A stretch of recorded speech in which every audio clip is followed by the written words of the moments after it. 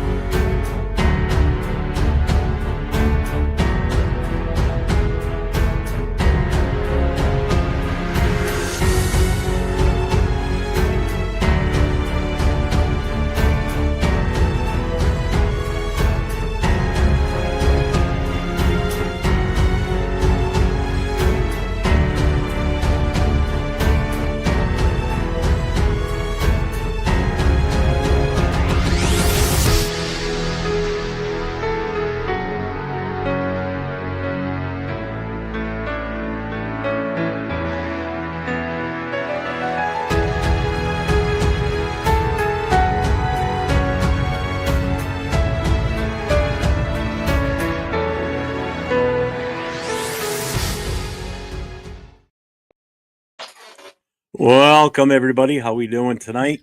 So we've got someone else sitting backstage, and we're going to bring on right now, and then we'll touch base with the chat. So let's bring them in. We've got Raider Will with us tonight. Hey, Raider Will. What's up, family? What's going on? What's up, man? Starting off with him on the show with us right from the get-go. About half hour or so, we'll open it up to everybody. I love being here, man. Thank you guys for having me, and thank you guys for always having that open door policy with me. You guys are great people, and you know what? I feel blessed to be here. Well, you did get that VIP pass, so we sent it to you. So there you go. Gave the code to the door. Appreciate that. Well, let's hit up the chat. Let's see who's here. We've got Raider Paul in the house. Raiders. We've got Raider Ryan in here. What's up, Raider Ryan? Accelerator's here. Jeff, I have another Raider costume alter ego idea for you. You could be the Fire Raider since you were a firefighter, so you dress in Raider gear that looks like a firefighter uniform. I've got plenty of helmets I could definitely I got two leather helmets, and then I've got a metal one and I've got a plastic one. That's not a bad idea. But I kind of want to keep them original. I don't want to go and fuck with them. They mean too much to me. And you know what, Jeff? I'd have to get the black. I don't think I've seen another Raiders fan with that. I've seen some. I've seen some fans with fire helmets. Yeah, I've seen, but not a whole get up. You know, like a whole persona. But I've seen guys with the helmet, like oh my god, what the hell's his name from the Jets? But that's a Jets fan. Yeah, but I mean, they do the same thing. They dress up with just a helmet on their head. But I've seen like Fireman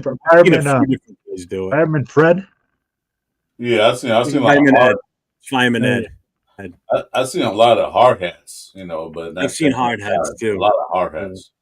My son's bummed because he wears a hard hat at work, but the problem is they're color coded based on what division they're in.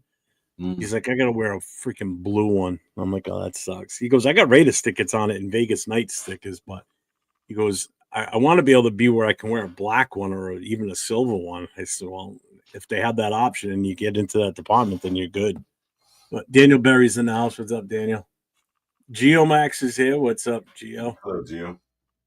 It's you. I'm in the building.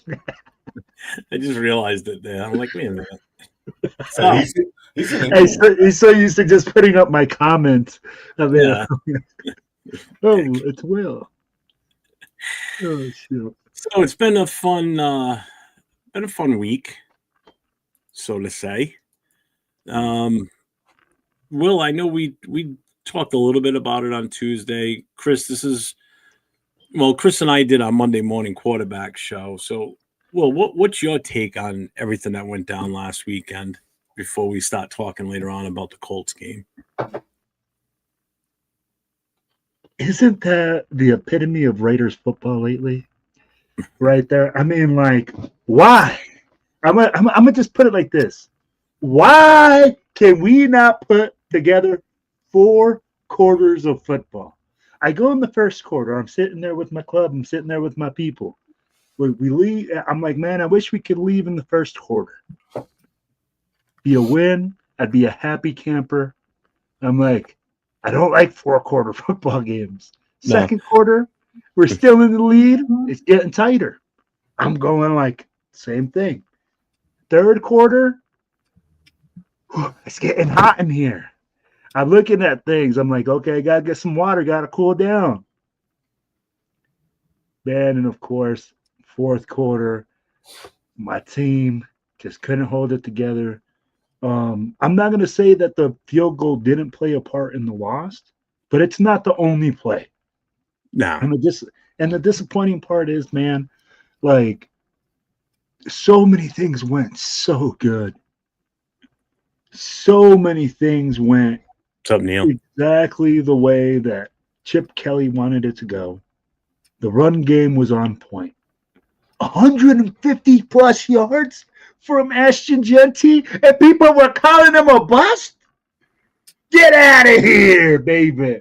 I'd be like, he shot that straight out of a cannon with that run where he stiff-armed that guy straight to the ground, showed great balance, and just scored 6. I mean, like, he showed his worth.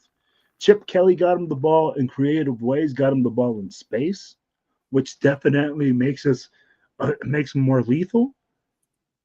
Then at the very end, man, Colton Miller going down puts a lot of questions on our offensive line again, after them having some continuity. And Geno Smith, man, going pick-a-palooza. I'd be like, it could have been us 3 out there, and he would have thrown us the ball. We would have got to pick that game.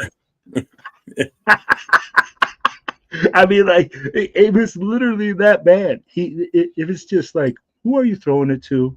Why are we throwing it to triple coverage? Why can't we just take what's available? So, yeah, frustrating game, but at the end of the day, I'm a Raiders fan, true and true, and I'm excited for this Colts game, man. I mean, like, it's going to be a slugfest, and I can't wait. Yeah, I'm excited for this weekend, but I'm also extremely nervous for it. So Raider Ryan said Saturday's my birthday. Well, happy birthday tomorrow. If we're on after midnight, we'll say it again if you're still here. I'm gonna go watch the game in Vancouver, Washington with Raider Booster Club and Raider Booster Club, Washington State. Excited to be miserable with other Raider fans. Yeah, it's pretty much what it's like. You at least you're amongst your peers when you're miserable. Just like I am right now. I'm miserable because I'm with my peers. Welcome to your local Raider support group. These two didn't catch it. This is in another world. I'm reading something right now. I'm sorry. I went zoom and caught my attention. But I'm sorry. But forget I'm not here. Yeah. Accelerator says, I expect to see a lot more of both Genty and Mostert. Oh, I agree 100%. Absolutely. Mostert showed what we were missing the first 3 weeks without a doubt. A second running back.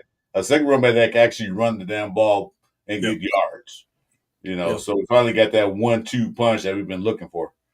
And one that's not coming out just because it's a pass and play because he's the better pass blocker. It's because he's also a legit threat to run the ball, whereas, Zamir is not that. Zamir is not that threat to break one, whereas Mostert, it's a little bit more visionary with, seeing the hole, where he can go with it.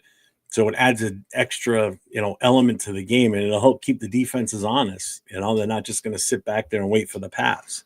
Right. He's out there. They got to respect that he's going to run that ball, and he runs it damn well too. Yeah, they got option out there. Defense got to think about because the mirrors out there, they know they going pass. He's in for pass blocking only. Yeah, but most out there they could do a draw play or a screen pass or something. We got to be careful. We got to watch that.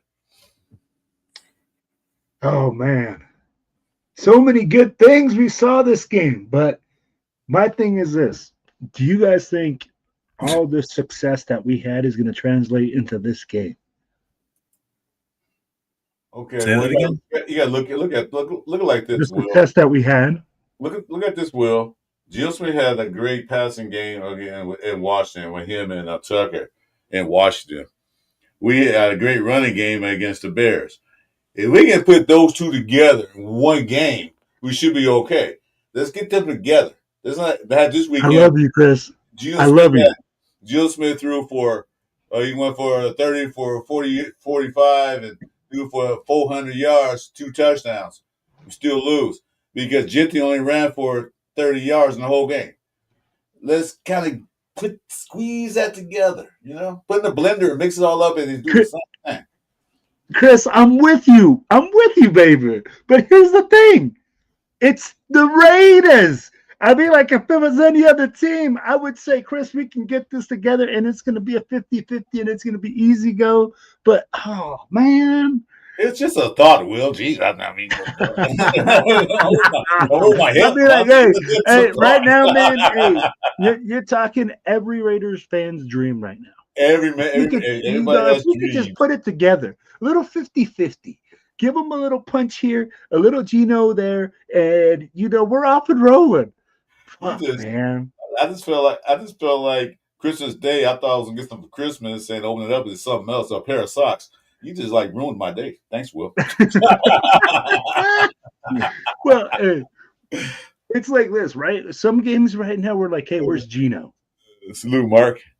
Some games we're like, where's the offensive line? Mm-hmm. I'd be like, hey, there's so much inconsistency, but at the same time, I'm like, I keep saying it's year one. Year one of Pete Carroll's reign. What's up, Mark?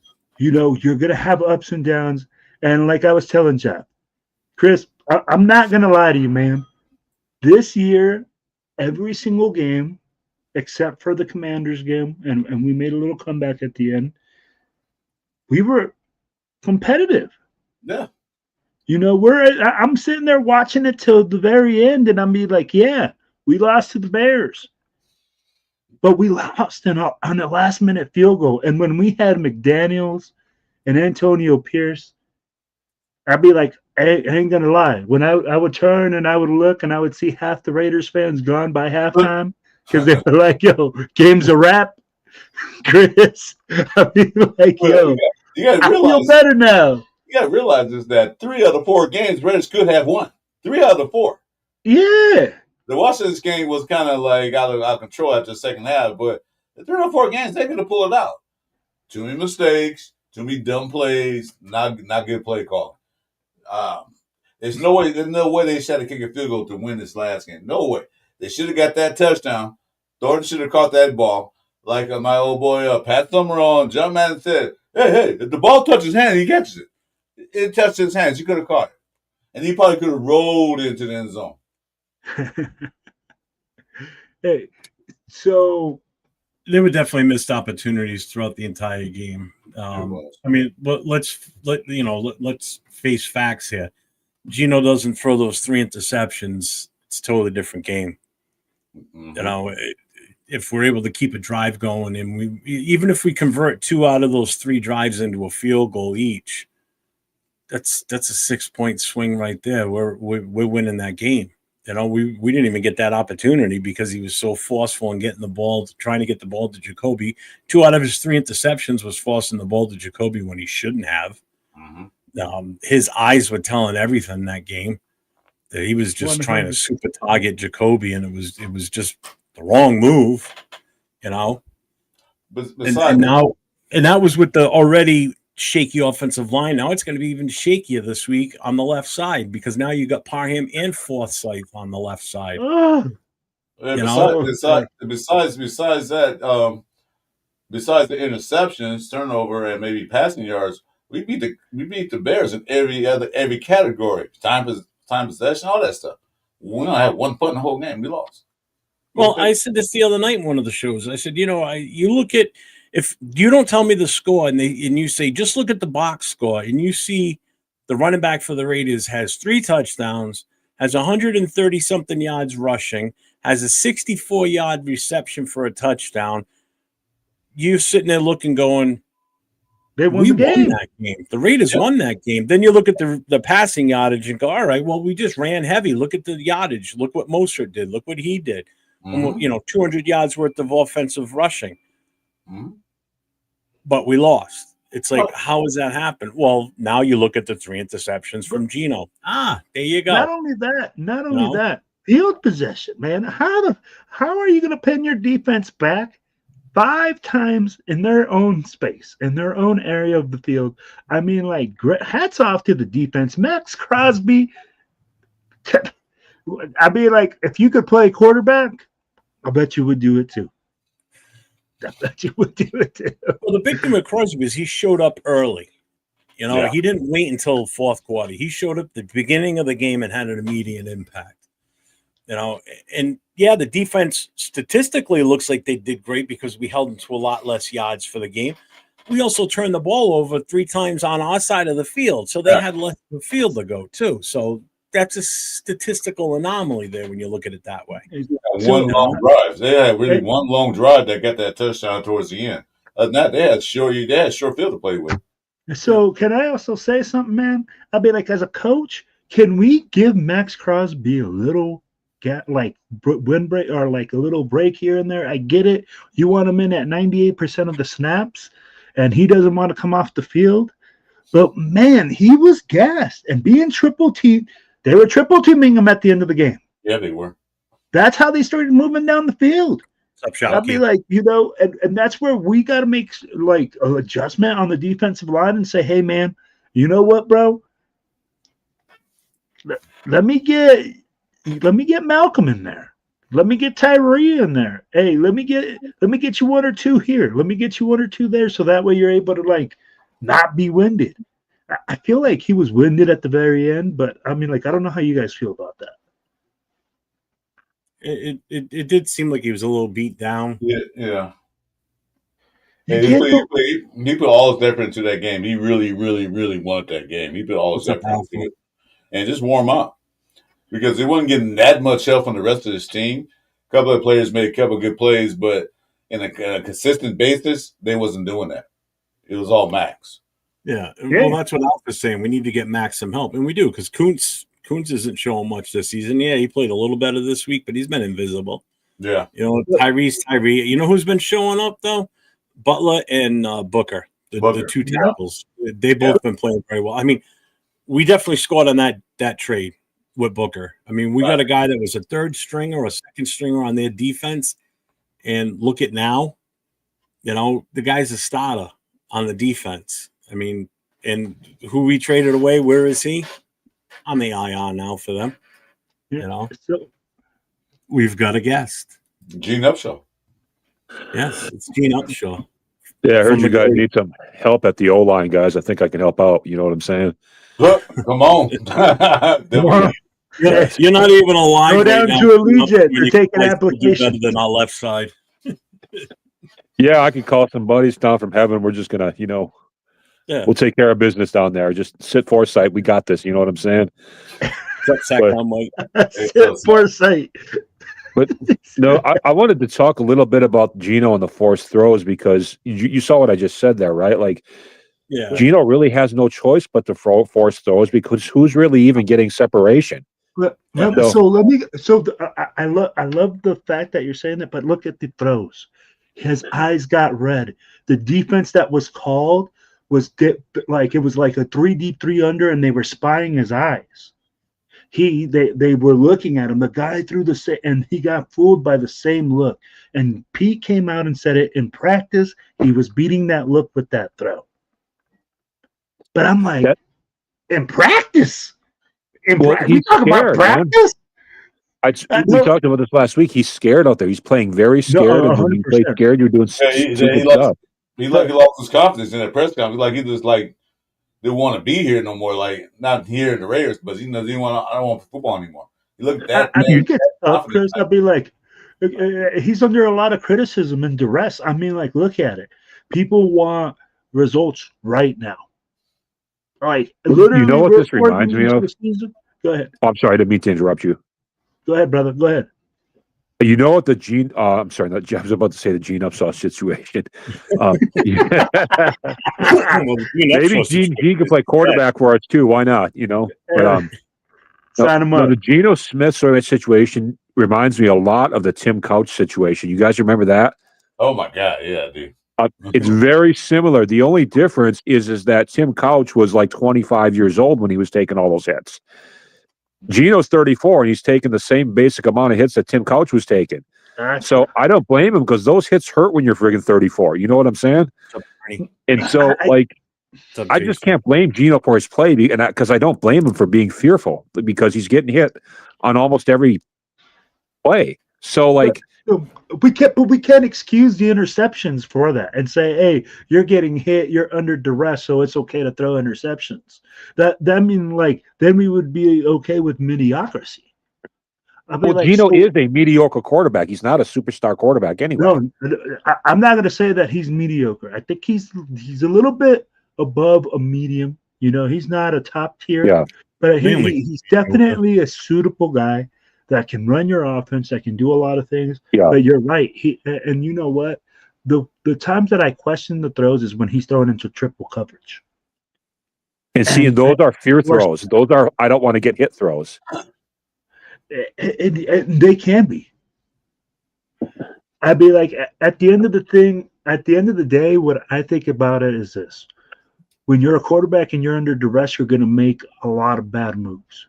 You're already under duress to win. You're under duress when your offensive line isn't working, when your scheme isn't working for you, when your offensive coordinator isn't using your number 6 pick to his maximum capabilities, and all those things hampered him. And you're right. Yeah. Getting hit now, he got a different look at his mind, but we can't excuse the interceptions and say, hey, these were on him. The pocket was clean. For this game, for this Bears game, he was mostly clean. Yeah, but I think he's got all the past games running through his mind when he was playing the Bears. You know what I'm saying? So, I mean, I'm not making excuses. I'm just saying I understand his plight. It might almost be better to put Kenny Pickett in there. I mean, I know that sounds crazy, but Kenny can handle the hits a lot better. Kenny's still kind of young. No, I can't. I love you, man, but I disagree with that. Kenny Pickett, I like Kenny Pickett as a backup for now, but I can't see him pulling Geno unless Geno get hurt or something like that and pull him out. Because one thing, Geno is their starting quarterback.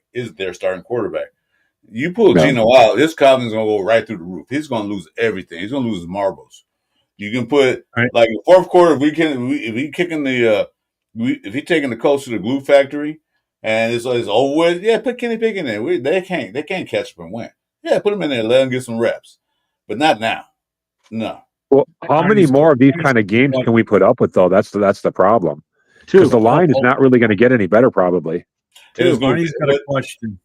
His question is: after 4 games, where do you see our record at end of the season? Will Geno be benched? Will Bowers' injury be on one knee? Wow, what a loaded question. Bowers' question. I think it's definitely going to hinder him all season at this point, unless with the bye week coming up, he gets that full time for 2 weeks to not do anything. The bye week's going to come at a perfect time for him. Yeah, I think we should sit him till after the bye week. Honestly, bye. So, what do you I really think we should sit him. Yeah, I think the bye week he gets much needed rest.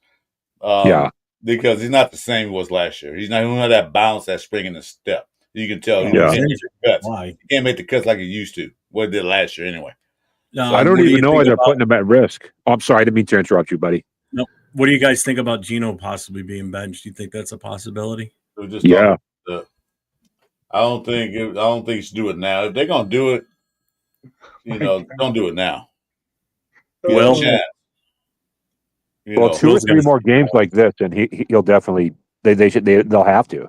Well, we'll be in the bye week then, 2, 3 more games. We'll be in the bye week. They didn't make the decision in the bye week, so be it. But now, no, you cannot put him on the bench unless he's hurt. That's the only reason I see it. Where do you guys see our record at the end of the season? That's his last question in that group. I wanted to win 10 games, but now I dropped down to 7. Like, I'll take 7 out of this crap. Yeah. Just so Will and accelerated note, Arnie, when Arnie comes in, he asks a lot of great questions. And I mean, this is such a good question. Good question. So when Arnie's questions pop up, I like to try and make sure we get them out there. Especially when we put multiple people on the show to see what other people think about it. Yeah. So can I answer I'll answer the first parts as well, I guess. Yeah. I haven't answered that. I said, where do you see our record at the end of the season? We're 1-4. Right? I'll be like, if we keep doing the math, we are looking at like 4 and 7, 16 or 4 and well, I'm gonna correct you, Will. We're 1-3, not 1-4. Out of 4 games, so we're like at 20, or we won 1 out of 4. Gave us an extra win. He gets extra loss. He said 1-4. An extra loss. My bad. So I'm looking at maybe. I went from 8 wins. I'm hoping for 7, but I'm looking at realistically maybe 6. I don't know, because I've gone into this even before the season started. I've gone into this with the attitude that we're not going to see the real fruits of Pete Carroll's coaching until the second half of the season. We're not going to even begin to see like the blossom from it. So the second half of the season could be a great half of the season for us. So I'm thinking no matter how bad things are right now, we might put together a 5 or maybe even 6 game win streak to end the season, because by that time, maybe the players and Pete Carroll will be on the same page, and Pete Carroll's coaching will start to have taken effect. I really do hope that happens. I'll be excited going into the offseason, stringing 6, 7 in a row. Woo! Yeah. Are you kidding me? I'd be like, that would make us 8 and 9. I'd be like, hey, I'm excited. I mean, like that. I don't give a shit that the team would be benching their whole starters and everything like that. I would be excited to see what happens. But right now, at this current moment, man. I like Dixon's take on it. He goes, if Gino throws another 3-pick game, bench his ass. Oh, yeah. Well, I think you have to. Yeah, especially if he's throwing into triple coverage and all that, Oh, my God, yeah. Forcing the ball, trying to make something out of nothing. Arnie's got another question. How will Stone Cold force do left tackle? I think it's going to be a disaster. Like I said, Forsythe is amazing. He's the second coming of Chad Clifton. Just amazing all around. More like Tony Clifton from Andy Kaufman. He's practically Teron Armstead 2.0. That's what he is. Yeah, but I mean, like, come on, man. Like, we know what we're getting there. Y'all seen the film? I'd be like, we could get a sack. Is there anything Stone is good at? Ice cream. Being big. Did you say ice cream? Yeah, it's an ice cream shop called Stone. I forgot, from Ice Stone, whatever it was. It was ice cream shop. Stone Cold? Stone. Cold Stone ice cream. That's what it is. Hey, my Lucky Raiders hat, Jeff. You see this? I'm wearing my Lucky Raiders hat. You want to know something awesome about this hat? Why it's my lucky hat? Because the Raiders have never lost a game when I've been wearing this hat from start to finish of the game. Shut up. So, I wear it. Why don't you super glue that? You need to super glue that for the rest of the season. Have it sewn into your head, man. Jesus. No, you guys missed what I said. While I've kept the hat on for the whole game, they've never lost. Oh. You must take it out in the fourth taking quarter. it off in disgust and throwing it, and then they lose. He takes it out in the fourth quarter. Like, yeah, there we go. Yeah, that's how I keep it. My lucky hat. I just take it off in the fourth quarter. But Jeff, what do you think of what I just said about putting together like a nice 5-win streak in the second half of the season, maybe to end the season? I could see that coming with a coach like Pete Carroll. It would be nice. I don't want a 10-game losing streak, which is No. right now. No. We got to get past. If we can at least salvage one win out of these next 3 games before the bye, that'll help. Because it's kind of how we went into the bye last year. We went in with 2 wins, and we only got 2 more the rest of the season. So we got to string some wins together. And this weekend, it's a possibility. But man, I don't have much. When's the last time we had 3 in a row? Do you know? Back in 1960. Had to be the 2023 season the way we finished the season. I think we did go 3-1 straight. Yeah, I think we did. Did we win 3 in a row in 2023? I think so. I think we did because because that's when everybody was high on Antonio Pierce. Okay, I remember that. AOC 12 was the starter for 4 at the time. AOC 4 was a starter at the time, and we did string some wins together there at the end. We were almost made the. Well, did we almost make the playoffs? Or we almost did. We was like a game out because if we'd have beat Minnesota, it was close. If we'd have beat Minnesota, we had a chance, but since we lost 3-0. Yeah, Arnie's got another question here. He goes, "What is Pete Carroll's problem with JPJ still competing with Alex Kappa for starter? Who else in our team gets treated that way? Who else gets treated that way? Nobody, because Parham's never been challenged. Unfortunately, never heard that. No, I think." The JPJ thing probably is over. I think you're gonna see him on a regular basis for the rest of the season because the proof's in the pudding, man. You saw how the offense responded with him out there at guard, and everybody needs to stop with the put him at center. It's not going to happen. He's better utilized at guard, in my opinion. Yes. The center thing, just you got to deal with it. It's not going to happen. They're not going to do it. The only way I see it possibly happen is if Meredith goes down for the season and they put him back there because he's best suited for that spot based on who's still on the team. Well, Meredith, to his credit, his snaps were a lot better last week. Yeah. Yeah, they were. Yeah. So he's starting to pick it up a little bit. The game, that was horrible. Meredith's blocking isn't even his fault, though. You can tell that it's Brennan Carroll's fault because he goes for blocks he's not even supposed to. You know what I mean? Yeah. So that's on Brennan Carroll, So, holy cow, man! That's Diesel's right. He was drafted as a guard, not at center. So he was. Oh yeah, he was, wasn't he? I forgot about that. JPJ just put I'd be like, can we put it to rest, man? Like literally, he came out this game and whooped ass. Gave us that aggression. He came out there and said, "Hey." I don't want to hear this. Oh, we are competing at the right guard position anymore. And that's the line needed that spark because of course, it's all the run game. And I like when JPJ is that down the field smashing people in front of Genty or anybody else running the ball. He was downfield.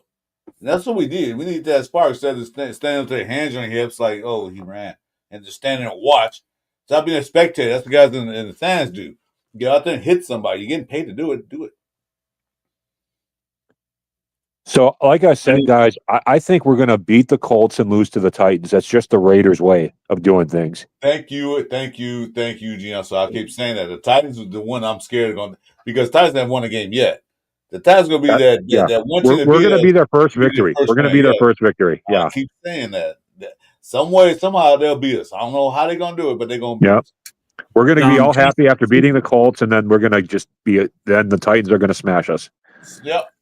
Jason, I sent you the link in Instagram earlier today, so if you want to pop in, if you're not busy, by all means, come on in, brother. Let's see. Arnie wants to know, do you see the Raiders switching DJ Glaze, the mule, to left tackle sometime? No, I don't see that. You know what I do see? Will, you might agree, you might not on this. I see us, instead of us running Genty more to the left, we go more to the right because that's definitely going to be our strong side. So so you gotta evaluate that during the game, right? And that's where Chip Kelly did a terrible job. When we go and we see Colton Miller go down, and then you bring in a guy with no reps, and you still run the ball to the left side. Yep. I'm like, you can't do especially that. When the game's on the line, the clock's running down, But he's going to have the flow of the game this time to really see what's going on and see what he's doing. So That's what I would do. I mean, like, What's up? Yeah. see what's working, what's not. Chip Kelly is trapped in his own thoughts. I think Chip Kelly saw that the defense saw like, oh, Colt Mills up, so they're not gonna run to that side. So he said, "I'll fool you and do it," but it didn't work. They're like, "No, it's not gonna work." Do you guys think that Genty should avoid the A gaps completely now that Colton Miller's down and everything like that? No, because I mean, like, Colton Miller's a left tackle, so if he's a left tackle, he's inside of he's in charge of like the B gaps. Oh yeah, you're right. I'm sorry. So you have to run off tackle, and to say like we're not going to run outside zone or anything like that, that's going to be real tough. We'd have to run everything inside and just kind of like either that or run power. I wouldn't run anything on the left side, to be honest with you, because every defense is going to know that's a weak side between Parham and Forsyth. I mean, that's definitely the weakest side. The only other option is switch JPJ to left guard. At least now you strengthen up that side somewhat. That's not yet. That's a good thought. That's another option. You could do that. I mean, like, he's played left guard. Exactly. But then what happens to our right side? Our right side is completely vulnerable, basically. No, because you still got Dylan Parham. Dylan Parham can play right guard. Yeah, he actually was better on the right side. But DJ Glaze did get his ass whooped all game long. Yeah. Either way, it's not good. No matter how you set this offensive line up. We don't actually have a strong side to even run to, man. No. Yeah, we have a left. We got a strong side. We have a weak side and then an extremely weak side. That's why swing passes and shit. Gino shot at it. Outside the tackles, plain and simple. That's the easiest way to avoid all this shit. Him running inside is not going to be a popular thing. They're going to stuff that. I'm telling you. We got to get him outside, use his strength to his ability, which is his speed and his craftiness in an open field. Let him establish those one-on-ones with a linebacker or a corner. Can we just keep it a buck, though? He'll run through him. A linebacker, he can shift his way out of that. Let's keep it a buck, though, Jeff. They're going to load the box. Yep. And force us to throw. I'll be like, right now, that's what they're going to do. And that's what we have to be prepared for. And I'm like, I want to see if Brennan Carroll can prepare our offensive line to pick up heavy run blitzes, to pick up. That's what we got to be ready for all game long. Yep. And God bless us on the left side with Forsyth at the left tackle and Parham at left guard. Gino's blind side. He's going to get fucking creamed this week. Well, I expect to see Genty get a lot more passes in this game too. I think they're going to use him on a lot of like screens and stuff. Well, that's what he's saying early beginning of the season. That's what we talked about Sunday. Jason. Why don't those screen passes? Throw him to a flag. Give him a wheel route. Give him something because he can't catch the ball. He's not a slouch at that, man. Sorry, I was saying something. What was that?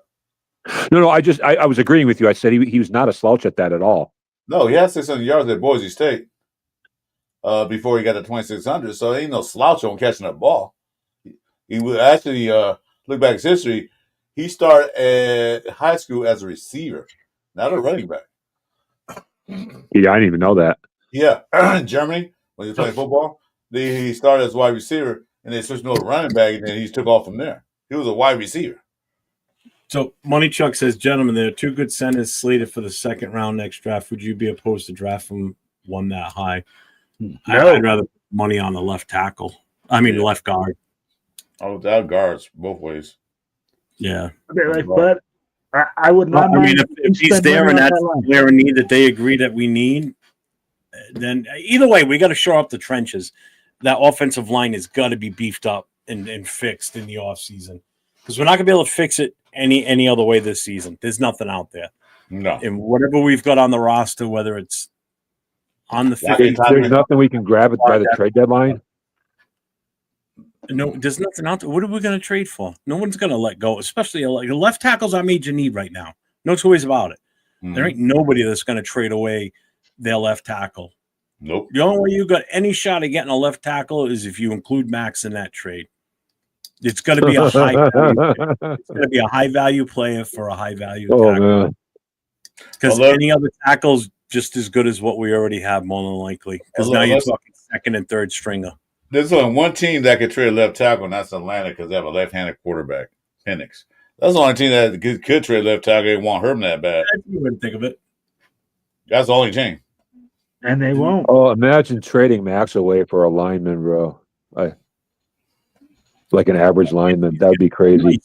Predator is coming on. What's up, Rafa? Cool, Kev, already with the commercial break. What's up, Rosetown? Shopkey's got a question. Does Gene Upshaw know we can only see his goggles at the top of his head, not his head? I think he likes it that way. He stays kind of anonymous. So let me ask you guys this. All right, we just talked about it. If you're Chip Kelly, okay. Hang on, Arnie. You can ask him tomorrow if you watch Leo's show. He's going to be on live with Leo and MC Rada tomorrow on Leo's show at 2:00 Pacific time. So make sure you guys check out Leo's channel tomorrow. They're going to be live in Rosarito in Mexico at Papas and Beer. I had to plug that for him. I told him I would. Yes, sir. Sorry, go ahead. Play the video, Jeff. No, I can't. I'm not playing it again because I got whacked last night for it. Oh, did you? Yeah, it's on a. I have to share monetary with the person for the song. I'd have to mute. I don't even think I could play it. Period. Because I played it, and then this morning I got an email saying that I'm splitting 50-50 on any funds that I make off of that show. I'm like, what the fuck? For fucking music? I'm like, screw that. You better tell Tito. I'm not playing it. Sorry. Go to Cheeto's Instagram, Cheeto Linus. Go there. You can watch it on there. That thing was like a 4-minute video, and I'm like, God, I didn't care about the length of the video. It's just when I got the email this morning, I'm like, are you fucking kidding me? It's like the shit you get nailed for. Because the person that actually made the song is the one that's like copyrighted it now, and what the hell? So now, so guys, I've got a good question for you all that I'd love all your opinions on. Every week we seem to have a surprise strong suit that wasn't a strong suit like the week before for some reason. What do you think that strong suit is going to be this week? Oh man, that's a good question. Like, what surprise player is just going to have a ball-out game? We can do it that way. I can ask it that way. Surprise player? Yeah, so not like a Genty because that's a given, but like. Yeah. Well, not necessarily. I know he had one good game, so. Well, no, he's had good games throughout the season. It's just doesn't get the ball enough. This week he got the ball enough. Yeah. Damn, that's a good one. My personal opinion would roll towards Kuntz, but. Yeah, I think so. If there's a player that has to show up this game, I think it's Malcolm Kuntz. Yeah, Malcolm Kuntz has to show up this game. He has to be more disruptive. I mean, he might get like 3 sacks in one game, but he has to be more disruptive in the backfield when they're passing.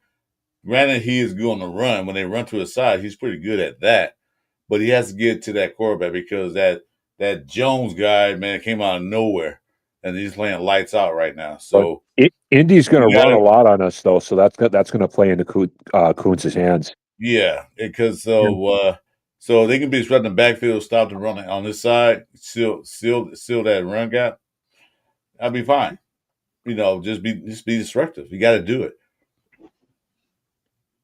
On the defense side, I'm going to pick an unpopular one. Wow. The surprise would be Forsyth goes out there and doesn't give up a single sack and 0 pressures. Wow. Shocks us all. And we're sitting there going, God damn. He did some work in the offseason. We're going to be like, hey, he did some work in the offseason, apparently. That's the level I'm at. That needs to shock me. Jeff, I want to see that. You need to call Vegas up right now and put those odds in, man, for that, because that could win you a whole lot of money. Yeah, I'm calling Jersey City or Atlantic City right now, and I'm gonna. Yeah, there you go. So Alpha Omega says Kuntz and Thornton. I think our special teams will bounce back this week. They were horrible. What is going on with that? Who's special team coach now? Oh, that guy. Jason Down says Accelerated is like Mr. Wilson on Tool Time. Heidi ho, neighbor. I don't even get that. I know it's a joke, but I don't understand it. The neighbor in the TV show. Tool Time. Yeah, but I don't understand how. I know it's a joke, and I'm taking it as a joke. I just don't, and I know who Wilson is. I just don't. I'm not understanding the connection. That's all you see, top of your face. That's all you saw Wilson. Oh, yeah, okay. On you. Yeah, we never saw his whole face. Howdy, Heidi ho, neighbors. There you go. Yeah. Rosetown says Betch breakout game. Heidi ho, Raiders. Did Betch get a pass? Did he get any thrown at this game? I don't remember getting a pass. He didn't catch anything, did he? Who? Betch. I don't even know if he was out there. I don't remember. He wasn't even out there. Yes, he was. He was out there. Yeah, he's a player that has to show up. Was he targeted? Because I don't remember even hearing his name. That's what I'm saying. I don't think he was even targeted, but he was out there. I saw him a couple of times on there. Like, what the hell? It's game 4, and you haven't seen or heard from our number 2 draft pick. Nope. That's sad. That's not Do you good. think they'll put him out there this week for like a full, or not a full game, but like as a starter or whatever, or at least a number 2 or number 3 type of receiver? Right now, he's like so deep down the depth chart. I think he's like number 10. He came in a couple times on third down. That's about it. Do you want to hear his stats? You want to hear his stats? I got them right here in front of me. Yeah. Stats. Okay. He's got 2 targets, 2 catches, 33 yards. The long was a 23-yard reception. That's it. And so is that 16 and a half yards to catch. Cool. Yeah, that's beautiful, but he's only got 2 targets and 2 catches. So is that 23-yard catch in the first game? Well, again, that tells you on the targets that number 1, he's not out there a lot.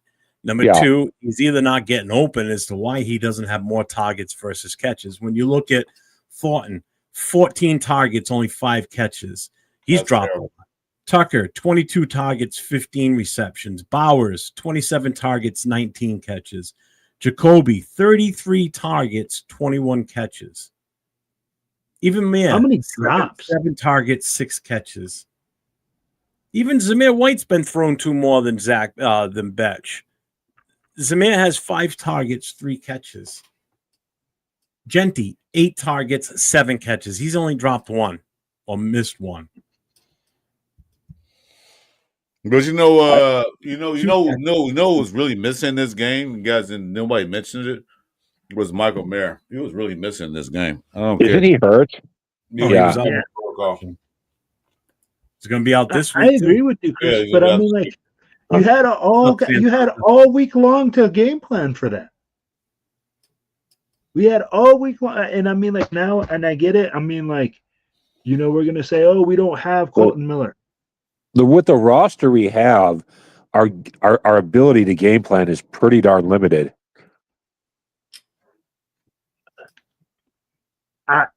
So this is where I can't wrap my mind around that. For me, like, I feel like be back, guys. Like as a coach, I can't sit here and make excuses. My job is to get results. If you give me 11 guys and we say all year long, hey, we're just losers. We suck. Guys, we're going to take 17 L's. I can't live like that, man. I just can't. And I don't think any organization can live like that. No. And if we're just going to keep saying, hey, this guy got injured, so it's okay. We're just. Well, I don't think that's Pete's attitude at all. I just think that he doesn't have a lot of options. I think he's trying to make the most out of what he has, but he just doesn't have a lot. Oh no, absolutely. And you got to make what is it like gourmet out of like a ham sandwich? Yeah. But at the same time, I'm like, we're not asking for him to take us to the Super Bowl. We're just asking to be competitive. We're asking to stay in these games to see if we can win, if we can pull out a couple. By the way, guys, I do have some good news about the Raiders. We are not the worst team in football right now. Have you seen the Saints play this year? Oh man. Oh, but man, they look like they're not even an NFL team. Like they are so bad that like it's almost like the '80s Saints are back or something like that, man. So what's up, Charles? Welcome to the show. He goes, they don't use Mayer or Betch to their strength. Mayer is not a blocker, was never a blocker. He's a possession tight end. Betch is a possession wide receiver. Send them across the middle on short routes in traffic. I mean, like Charles, I would love to agree with you, but right now we got Michael Mayer going in concussion protocol. So I'd be like, right now he can't really do much. If I want to know why Jack Bech is not playing. I want to know if the system's too complicated, if he just doesn't know what route to run. There has to be something there. There's some reason they're holding them back. That's for sure. I'd be like, you don't waste the number 2 pick on a guy and then say, hey. What are you talking about, Will? We do all the time, man. We waste picks on all these guys. This is a common First round, second, third. Last year was a different story, but we waste picks on all these players. So that's what we do. Like you said, we're the Raiders. That's what we do. Yeah. Real quick as a public service announcement here, just to remind everybody, we're about almost an hour in. Make sure you guys that are tuning in, you hit that like, the notifications, the subscribe. I'm 401 Raider Jeff. Next to me is Raider Will on Silver and Black Podcast. Chris is Chris 4 Raiders. And over on the end is Gene Upshaw, known as Accelerator. He's going to be working on something on a YouTube show channel coming up fairly shortly, too. So he does have something in the works. Or Mr. Nice. But, yeah, make sure you guys tune in to each channel. Chris and I will be on tomorrow night along with Jason Downs, who's in the chat tonight. Guess he's too scared to come in tonight. We'll be on tomorrow night with the Last Call podcast, 9 o'clock Eastern, 6 o'clock Pacific. Just a reminder. And then you'll see Will and I together along with Leo and Jason. James on Tuesday nights on Most Notorious Podcast for the Black Hole. So make sure you tune into those shows. Yes, sir. And I'm the real Gene Upshaw, by the way. We need more. Huh? I'm the real Gene Upshaw, by the way. So he's not dead? So, hey, what do you think our defensive game plan is going to be, Jeff? Do you think we're going to sell out to stop the run, or do you think we're going to sell out to stop everything else and then make them beat us with Jonathan Taylor? I think we got to stop Taylor. Just show up and stuff Taylor. You can't break those runs because he'll break a run like in an instant. Well, do you guys? Oh, go ahead. I'm sorry. You guys remember Barry Sanders, right? Yeah, but you got to keep Taylor contained a little bit. He's probably going to get his yards, but we can't let him get to his yards to get down in scoring range. He is a nightmare. This guy is a nightmare. We got to bring our tackling. I'm going to tell you right now, real. Raiders defense does not bring tackling with this dude. He might go for 200+ yards. I wouldn't doubt it. But you guys remember Barry Sanders, right? Who's that? Barry Sanders from the Detroit Lions. Yeah. Never heard of him. Okay. You don't know who Barry Sanders was, really? Oh, yeah, I was going to say, wow. But the way teams used to beat the Lions is they would say, you know what? We're not even going to focus that much on Barry Sanders. We're going to treat him like a regular running back. Yeah, we're going to get his, but we're going to shut down everything else the Lions do. And so Barry Sanders would get his, but it wouldn't translate to Lion wins because a running back can't win the game for you by himself. No. I love you. What's up on that point?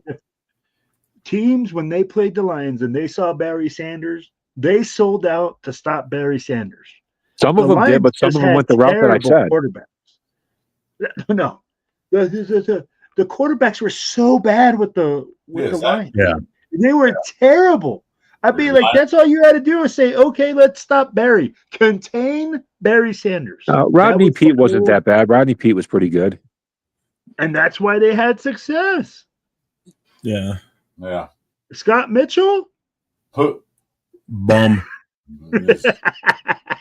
Yeah, I'm forgetting the name of the main Lions receiver back then. Marino, and they thought he was like the next coming of the greatest quarterback. Yeah, I heard that. I'm like, what? Went to Detroit and he was god awful. Who are we talking about? I forgot. Scott Mitchell. He was back up when Marino snapped his Achilles. He was the next golden. He was the next golden child. But he was terrible. What's up, Damien? I'd be like, and that's where, like, hey, that's why people sold out to stop the run. That's what they're gonna do. So if people are Ryan Leaf will play better for us than Gino is right now. Sam's quote here. He goes, Mitchell was like Gino, taking the loss from the jaws of victory. Oh God, that was so awful Sunday.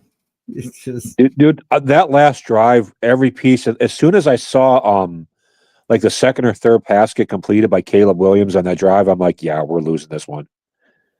You know, by the time they even got like out to midfield, I was like, yeah, okay, so I see what's happening here. But you're hoping it's not going to happen, but you just know it's happening.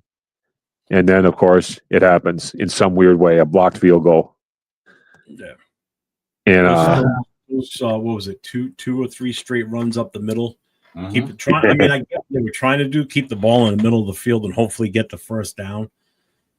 But Jesus Christ, do something else besides that. Swing something to the outside. Get them outside and get Genty outside in open space again. You know, we were successful many times during that game. Why did we get away from that and run them up the middle when we had a weak-ass offensive line because Miller was out at that point? It's like, what the frig? You know? Yeah, we can't let Jonathan Taylor break on us. It's got to be stopping him and dare them to throw the ball. Yep. Fortunately.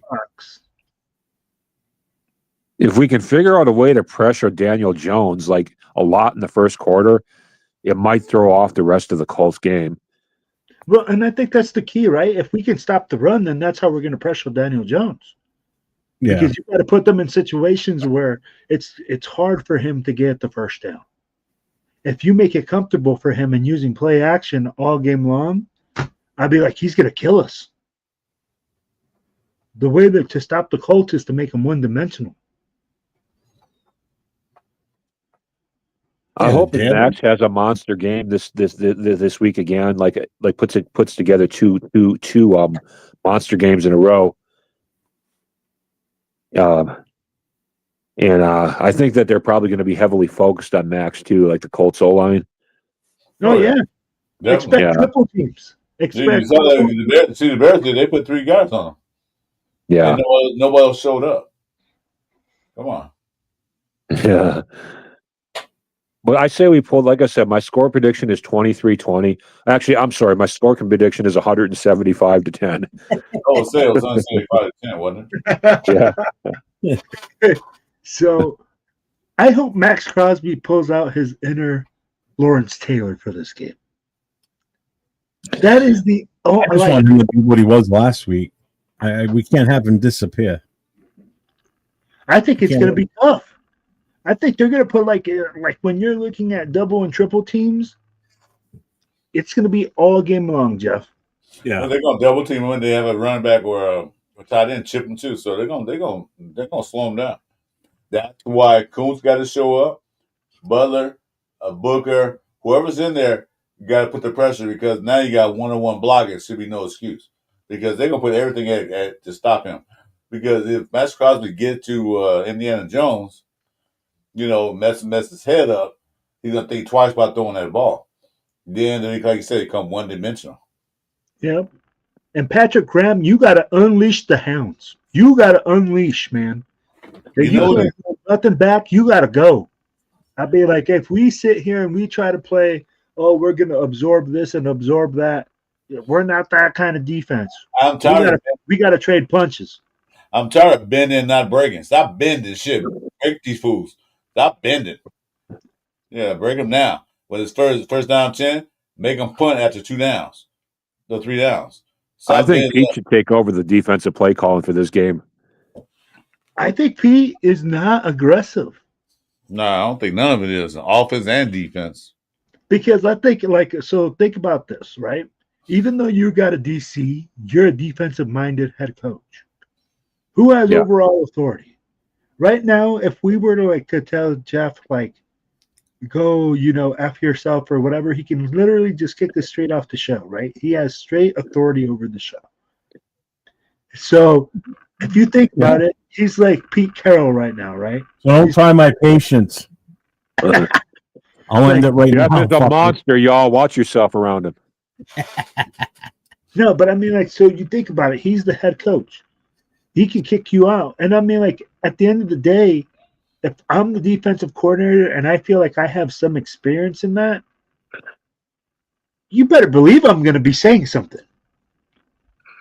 And don't believe that he ain't saying nothing while he's chewing the shit out of that gum. Because in between chewing the shit out of that gum, he has some words that he is saying. Bubblicious. Yeah. But that man puts in some mileage with that gum. And we have the Chiefs after the Titans, right?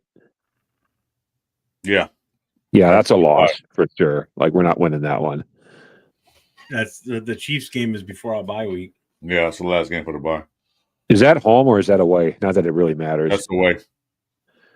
Yeah. Yeah, the Chiefs are not the Chiefs that they used to be. Yeah, I'm glad that game is away.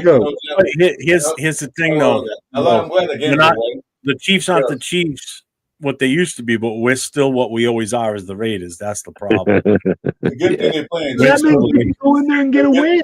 The good thing they're playing Chiefs now, early, because it's not in that cold minus 25-degree weather. It's going to be a little cold. They get Rice back the game we play them. Huh? They get Rice back the game we play them. He comes back just in time for us to play them. So they'll be back to full strength.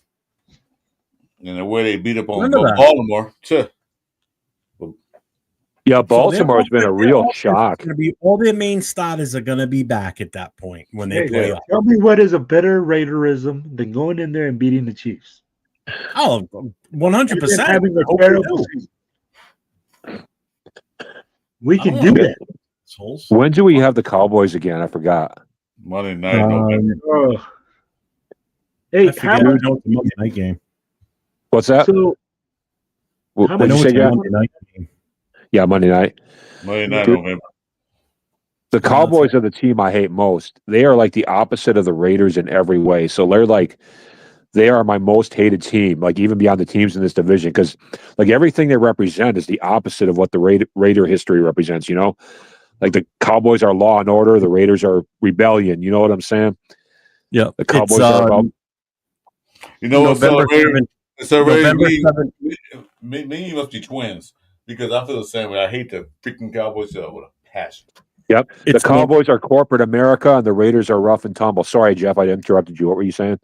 It's Monday night, November 17th. We've got 2 back-to-back primetime games. On November 6th, we got the Thursday night game in Denver, which is Will's game. Yep. And then we've got the Dallas the following Monday night. So we got some time off before that game, which is nice. Man, that's the game I'm looking forward to the most. Well, I'm looking forward to the Eagles one too. But the Dallas Cowboys, they're the only team in the league that I truly hate. Yeah, me too. I call them the corporate Cowboys. Because they're the team that ESPN and everybody tries to force us to the whole country to I'm gonna tell you how bad it was. When before all this ESPN, all this stuff, we had just 3 channels, three channels. Predators in Washington. We had ABC, ABC, NBC, and then ABC Monday Night Football. Let me tell you how bad it was. Every weekend they showed the Cowboy games. They preempted everything else. They always showed the Cowboy games back in the day. I remember. Else. I what the fuck, man? I'm not a Cowboy, so why are you saying it? I wasn't a Rams fan, but I was still watching the Rams game than watching the damn Cowboys play. Sam's message. He goes, I know when the Cowboys lose because his neighbor goes out there and cuts his grass at midnight.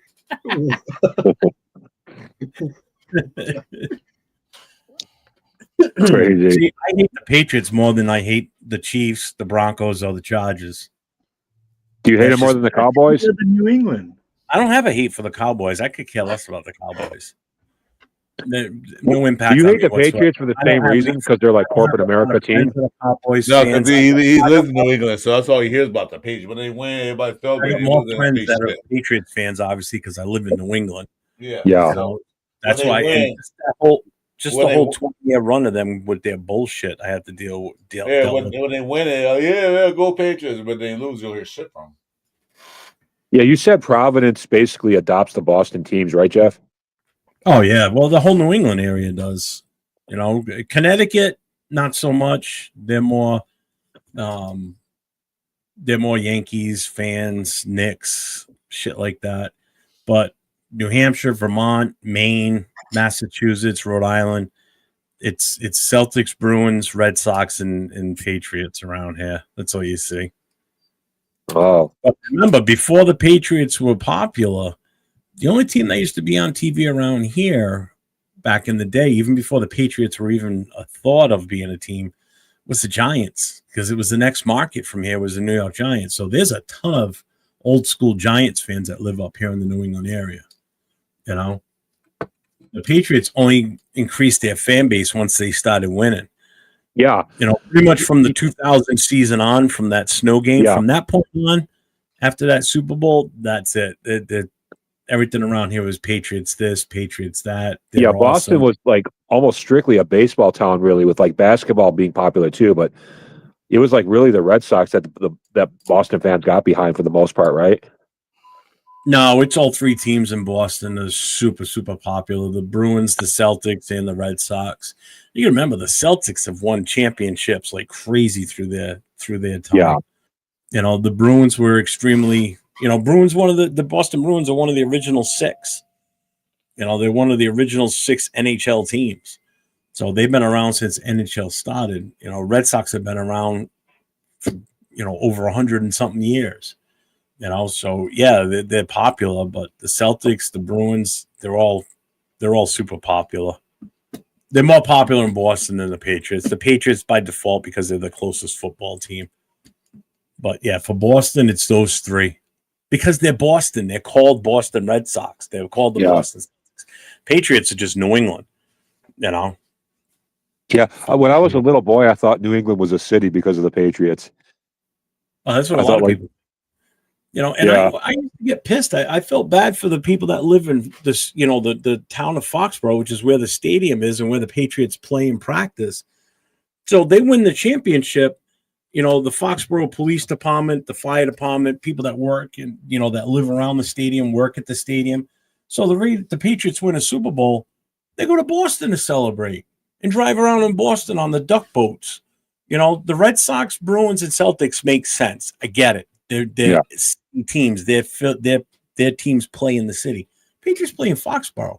Why don't they do the parade in Foxborough, the town where they actually Foxborough sucks. Well, yeah, it does. It's a town. But still, it's like, what the hell, man? It's is Foxborough a wealthy burb, a wealthy suburb? Well, yeah, because of the tax money they got going in there from all those businesses, and I mean, Will saw the amount of stores and businesses and restaurants that are on that property for the Gillette. I mean, the Bass Pro Shop that's in there is like one of the biggest ones in the country. The thing's massive. It's just, that's what the little towns around Green Bay are like. Green Bay is pretty much just like your average working town, but all the suburbs around it are very wealthy because that's where all the Packers live. Yeah. And so you've got 20-room houses and stuff. You know what I mean? It's right in the middle of a neighborhood. If you look at the stadium from an aerial view, it's in the middle of a neighborhood. Yeah, the house is all right around the stadium. Yeah, there's houses built around the neighborhood. Yep. Where the that's got to be a pain in the butt for those people, unless those houses are like houses people rent for the game. The fans own the team. The town loves the Green Bay Packers. Are you kidding me? That the Green Bay itself, they absolutely love the Packers. Oh, you're talking about Green Bay? Yeah, that's what you just said. I thought you were talking about Foxborough being in a neighborhood. No, well, it is kind of. This house is not far from the backside of the stadium. There's like a neighborhood behind Lambeau Field, but like where Lambeau is on a main strip. Correct, but there is still a shit ton of houses built right. The houses were there first, obviously. Yeah. Yeah, the stadium is like literally in a neighborhood. It really is. If you look at it on a Google map and you see it, this house is right around it. Well, yeah, I'm from Milwaukee. I've been there many times. Yeah. The people in the houses behind Lambeau, they rent their houses out for like $2,000 a night when the games are there. Hold on, guys. I'll answer this question right quick. What did he say? Dixon said, SoFi is in the middle of houses too. That used to be Hollywood Park in Inglewood. I used to work over there. That's where it's at. And the houses around there were low income houses. They weren't expensive suburb. It was really dirt cheap to buy a house out there then before they built SoFi. The apartment, you can rent an apartment like for $800 a month, a 2-bedroom, 1 bath, or 2-bedroom bathroom house, $800. Now they want $3,600 a month for a small 2-bedroom apartment out there. So it was built in a pretty neighborhood so far, and the stadium still sucks. I don't care what you say. Inglewood is like a dangerous place too, isn't it? I've heard like bad things about Inglewood. I lived in Inglewood most of my life. Some parts are, some parts not. You got any other city. I mean, it comes up in a lot of rap songs and stuff. I know that. Yeah, like I said, some parts of Inglewood, you don't get caught dead there at nighttime, and some parts are good because where I lived at was a nice neighborhood. Jeff, are there dangerous parts of Providence? Oh, God, yeah. Every city's got their shithole. Because you got Minnesota right where Will was. Inglewood was it was like not too far from the airport where all the airport factories work. So a lot of people from the airport area lived in Inglewood, Westchester, all that around neighborhood. So, like where Will and I were in Providence for the events, that was you were in the downtown section. You will find there. Yeah. You go to South Providence, you don't want to. No, it's not a good place. I'll tell you what. The scary part is, Will, where we were in Brockton. Brockton is a fucking violent, shitty ass city. Hey, that's my boy came from. Brockton is a rough city. That's what I would have never guessed that. Gotta be rough. I would have never guessed that. No way.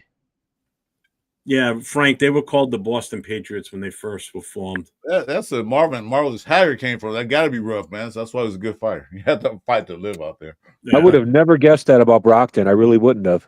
No, it's a tough. Me neither. They had a documentary about Marvin Haggard came a while back, and they showed the neighborhood. Neighborhood didn't look that safe. They showed the neighborhood like, wow, you don't think it'd be nice, but dude, man. Milwaukee's pretty crazy. Like Milwaukee makes the top 10 most dangerous big cities list almost every year. But outside of Milwaukee, like if Milwaukee wasn't in Wisconsin, Wisconsin would probably be the safest state in the whole union.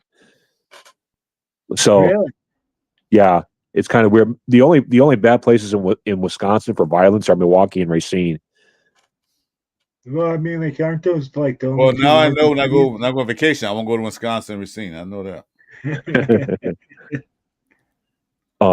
Well, Racine is halfway in between Milwaukee and Chicago, and it's a lot of low-income housing. So all the gangsters from Milwaukee and Chicago like run away there when they want to lay low and stuff. Like if they did something stupid in Milwaukee or Chicago and they want to kind of get away, Racine's where they go, and then they cause trouble in Racine. So that's how that works. Yeah, but you know what? Every city got their bad points. It's not gonna be a perfect city, a big metropolitan area. Everybody gonna have their bad parts where they put all the negative people over here, and everything over here is nice. So, like you said, you cross railroad tracks. Don't cross railroad tracks after 9:00 at night.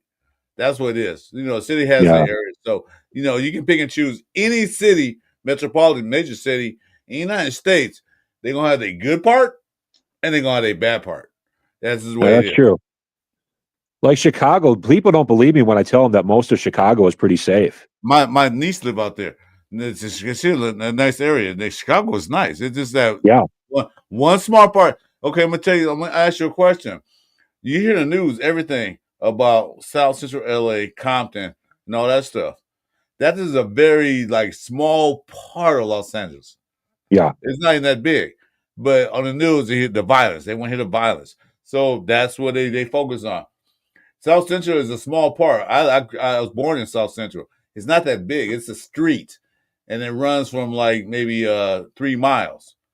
But Inglewood was South Central. Everywhere in the whole city was South. Anything a murder happened or gang violence in South Central today.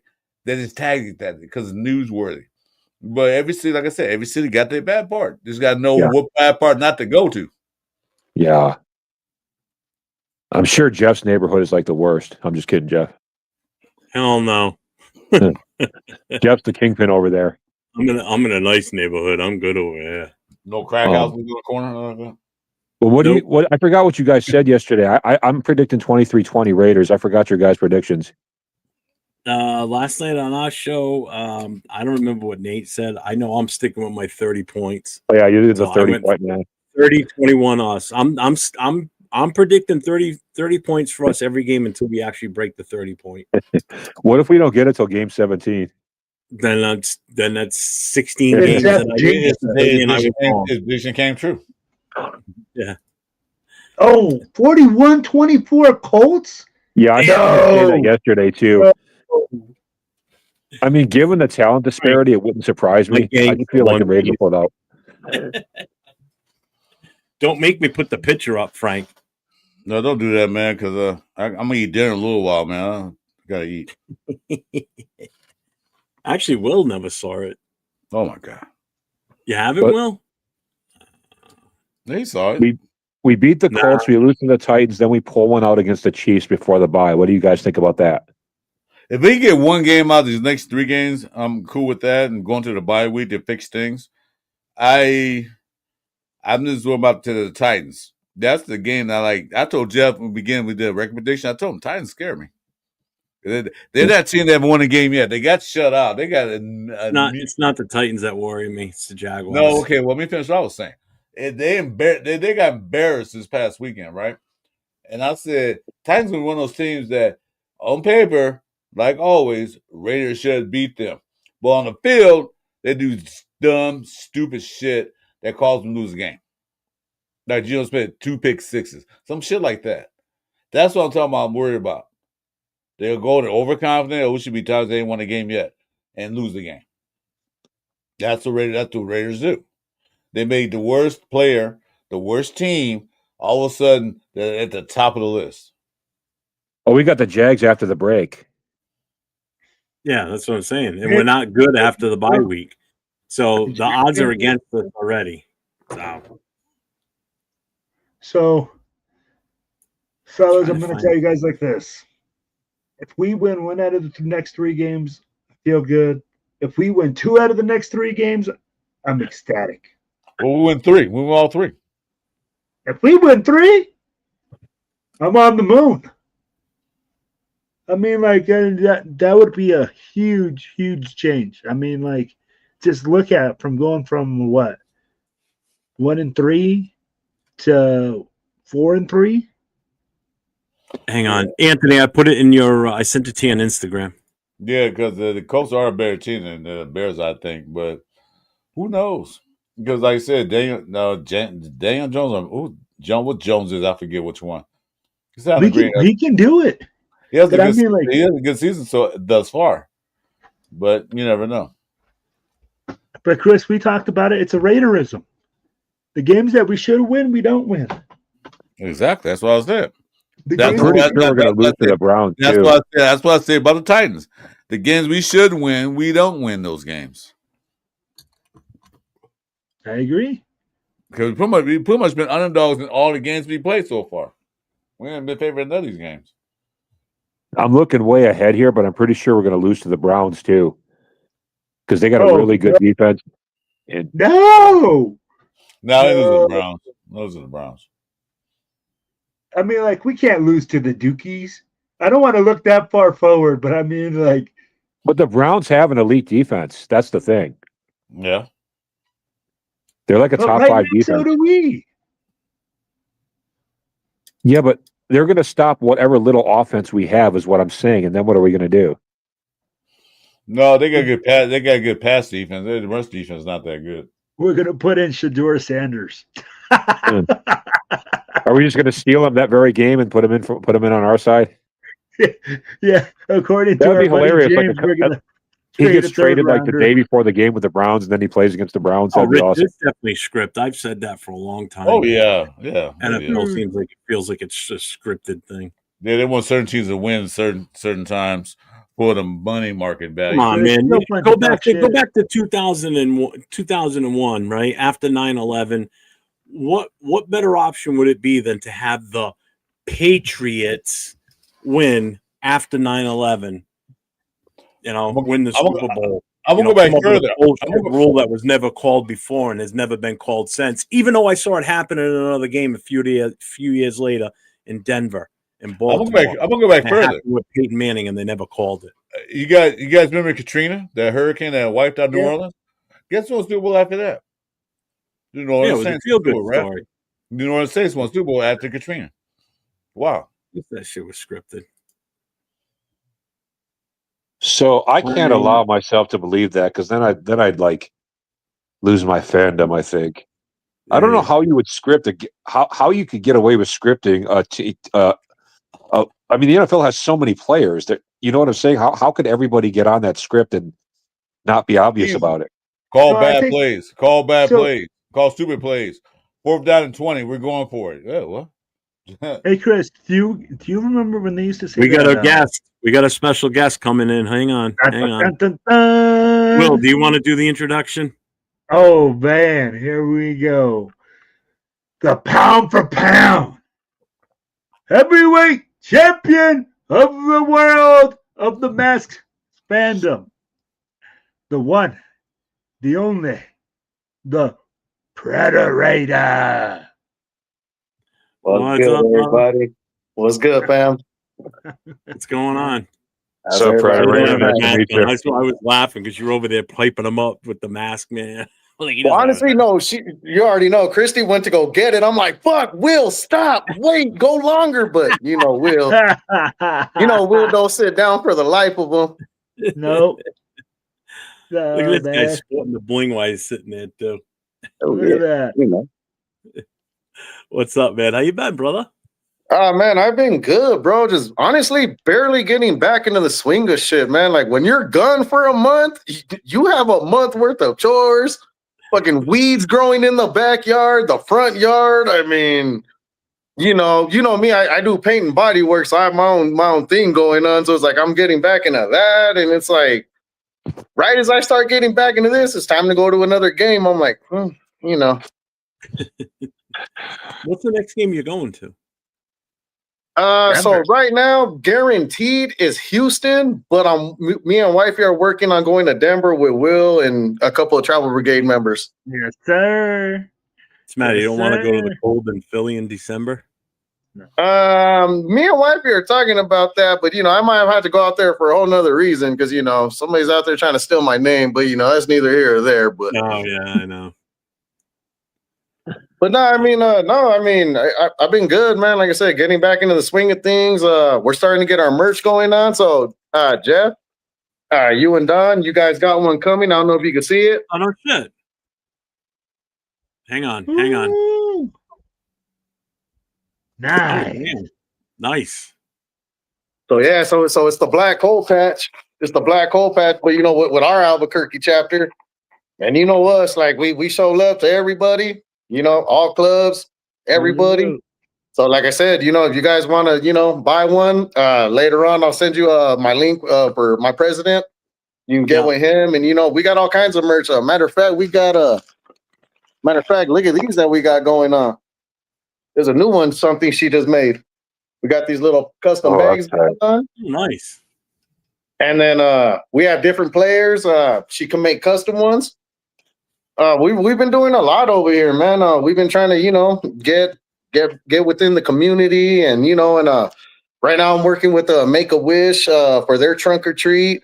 We also have one coming up at Bubba 33. We do one every year for them, and we do it for the kids. And oh man, it's been busy, man. But it's good to see you guys, Will, Jeff. Let me see who else we got. Chris, who we got? Gene Upshaw. What's up, Gene? Yeah, I'm the real Gene Anthony, Upshaw nice too, to meet brother. you. Huh? I'm the real Gene Upshaw too, brother. Can you tell? I respect that. No, I got excited. I told my wife, like, hey, you need to finish barbecue and I need to hop on this. But I was like, wait, you got that Michael Jackson treatment. Yeah. So I'm that's so that I can walk the street without people recognizing me. That's just, something I did. Hey, Respect. I'm gonna grab some dinner. I'll be back. All right. Well, Will, hang on a second. What's up? This is I'm gonna unveil this weekend at the watch party for the chapter. But those are the shirts we came up with. I already saw those. Those are sick. What's your biggest size, dude? I can go 12 whatever. XL. Can we go 12 XL? I don't need a. I'm not that fat. Come on, man. I can go whatever size. So it's going to be our chapter logo on the front left breast, and then it's tough to see on here, but you got the whole New England states, and then you see that dot in the middle. That's the TBH skull, and then above it it says established 2016, and then it says at TBH_New England, and then it's got thebblackhole.com underneath the shield. Yeah, it looks cool, man. That's where we came. That's what I came up with the artwork department. So back to what Gene was saying. People don't recognize me unless I look like this. Yeah, there you go. That's cool, man. Hey, what's your score prediction, Predator? Bernie. What did I say the other day? I said 23-20 Raiders. Yeah. Is that what you went to with too? No, I'm going 23-17 Raiders. Okay. Yeah, I can see that. that. I sound muffled? Can you guys hear me okay? Yeah, we can hear you clearly. At least I can. Yeah, I can hear you fine. Okay. Yeah, you look like one of those guys from the Bruce Willis movie. You know the Bruce Willis, the Bruce Willis movie, like the bad guys. Who does? Predator. Yippee-ki-yay, motherfucker. No, man, he looks like one of the aliens from Men in Black or something. Why can't I just look like the Predator? I was gonna say it looks like a Predator. I don't get it. What's the... The Predator. Wait, hold on. Let's get this straight. Is this panel discriminating against aliens? I guess. What are space aliens? Show us your space card, for God's sake. I promise you, I am not illegal. I do illegal things, but I am not illegal. Show us your green card. I can guarantee he's not, because he was able to fly all the way to Boston and back, so he's good. Wait, hold on, babe. Go get my wallet so I can show him my my Sam's Club card. That's how you know I'm American. I got Sam's Club card. I got the black card too. I don't got the blue one. I got the black card. I love this dude, man. I go in there. I'm like, shit, carne asada for everybody. Speaking of which, carne asada is ready. We're gonna burrito right now. Yes, sir. I'm doing the same thing. That's what you're eating right now, both of you? I am. My wife's cooking right now. She's making some burritos. Ooh. Well, I like how he said that. He didn't say burrito. You Jeff New England, that's like a wrap. You know, they call them wraps, but it's like it's a burrito. So it's like, motherfucker, that's a flour tortilla. I'm gonna have a quick smoke, and I'll be right back before you go, Chris. If you're gonna eat. No, I'm not going over there. I was kidding. Oh, well, I'm gonna go out for a smoke anyway. I'll be right back. Well, you do that. You do your thing. Hold on, Jeff, before you go, Jeff, where'd he go? He can hear you. He just look. Still here. Just to show you guys, look, I wasn't bullshitting. I got that black card. Proof, man. I used to you are an official American citizen of the world. See, as soon as I see that, they'll have to back up off you. Yeah, as soon as I see that, citizen of the world now. You got a stamp card, you're official citizen. Yep. As soon as ICE sees that, they're going to leave you alone. So if ICE hops out on you, just show them the Sam's Club thing. They'll be like, okay, he's good. Welcome to planet Earth. Thanks for coming. Hey, I bullshit you guys not. Check it out. We were in Arizona. Me, my wife, we're there for the preseason game. Yeah. We're there at the bar, and with this mask, I can only see so much.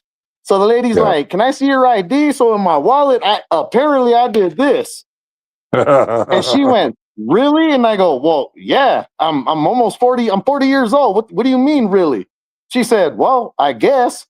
She hands it back to me, and I look at it, and I just did this shit like, oh, hell no. She legit served me a beer with a Sam's Club card. I'm like, oh, shit. Really? I want to give it a Costco Gold membership card. What do I can get for that? I'm telling you. First of all, people will think you will know you're American. You can get a beer served in Arizona, apparently. And I don't know. I'm going to test the waters a little more now that I think about it. See if you can board planes with it. Yeah, exactly. Ooh. You know what? I'm going to try that, and I'm going to have my wife fucking record behind me, and I'm going to show that shit. Watch, or at least, at least see if you can buy a car with it. Like go to a car dealership and see if you can get a test drive or something. Well, see, at that point, I'm going to have to just slap my car down and be like, my money's not good. There you go. Yeah. Where are you from, Chris? Where I'm from? Legally, I can't tell you that because I might have to kill you. No, I'm just kidding. Well, shit, if you want to throw up a gang sign, I'm pretty fluent in that, too. No, I don't do that shit. No, I'm me from neither. I can watch a lot of movies from South Central. I'm from SoCal, man. I grew up, born and raised in South Central, raised in Inglewood. Now I'm in the middle of the goddamn desert. Hey, San Bernardino, Inland Empire. Oh, you out there? Oh, no, that's where I was born and raised. Right now, I'm in Albuquerque. Oh, okay. Born and raised, San Bernardino, California. Like what? 45 minutes, an hour away, right there from South Central. Oh yeah, you know it. That's where I'm from. Inglewood. Tam's Burgers. Yes, sir. Milwaukee, right here. Where's that? I'm from Milwaukee. Well, I'm living in Iowa now, but I'm from Milwaukee, Wisconsin. What do you like better? Well, I like Iowa better because Iowa ain't got no crime. I can pull up to a stoplight in Iowa and not get carjacked. So I like Iowa better. Damn, so they still carjacking people now. Shit, I thought he stopped that. Oh, Milwaukee is crazy with the carjacking. Come to Albuquerque. With all this shit, smart ass cars and shit is going on. It's hard to carjack because everything's tagged. There's like 400 carjackings a year in Milwaukee. It's crazy. Really? Yeah. And Milwaukee isn't that big. It's only got like 600,000 people. Well, shit, New Mexico, we lead the world in stolen cars. Yeah, I've heard that. I've heard Albuquerque is pretty bad for that. Yeah, doing close to the border. Yeah, they take the cars down to Mexico. Is Albuquerque more dangerous than San Bernardino? Yeah, I wouldn't have thought so. I mean, no disrespect. I love and I respect Albuquerque because this is where I live. You know, this is the state that, saved my daughter's life. Yeah. But San Bernardino is San Bernardino. And yeah, Chris will probably know. Yeah, San Bernardino used to be the best city. It was one of the one of the best cities you could move to and you can go to. It was one of the top. I'll tell you like this. I go home to visit. I can only be there maybe 3 days, and I'm like, I need to get out of here. Like it's not what it used to be. That's how I am with Milwaukee, man. Like I get in there, and then when it's time to leave, I'm like glad I'm out. The 80s and 90s changed that shit because San Bernardino was one of the best, one of the best cities to live in for a while, and then now it's on the top 10 worst cities. One of the top 10 worst cities to live in. I heard there was a bunch of bad small towns in Southern California. I heard Barstow was pretty bad too. Barstow's bad, but I'll say this: San Bernardino was beating Compton in years in murder rates, and people couldn't understand it. They're like, "What?" Yeah, San Bernardino is somewhat big, isn't it? Like San Bernardino's got like 200,000 people, right? Oh, it's one of the biggest counties in Barstow. It's one of the biggest counties. You're talking about Barstow. Barstow is a pass-through city to go to Vegas. It's right at 15. So some people get stuck there and they get stopped there and they like down their luck. So that's why that city is bad. Yeah. So Barstow from San Bernardino is basically our halfway point to Vegas driving. Yeah, me too. It's if I remember correctly, there's really nothing between Barstow and Vegas, is there? Yeah, there used to be a state line. Used to be. Well, they're gone now. Shit, both of them. Prima Donnas, Whiskey Pete's, they're all Buffalo Bills. They're gone now. Do the cops still have like the border patrol at the Nevada-California border? No, never did. No, they used to have that because I was stopped by cops a couple of times going from Nevada into California and then back from California into Nevada. So they used to have some sort of state border patrol right there. Oh yeah, so San Bernardino County is so big, you can go to Laughlin and you can be in the river and you'll see the sheriffs. You look at their patch, it says San Bernardino County. That's how big the county is. Like San Bernardino is the largest county in California. Yeah. As far as size, area wise, not size, like people, but it's the largest.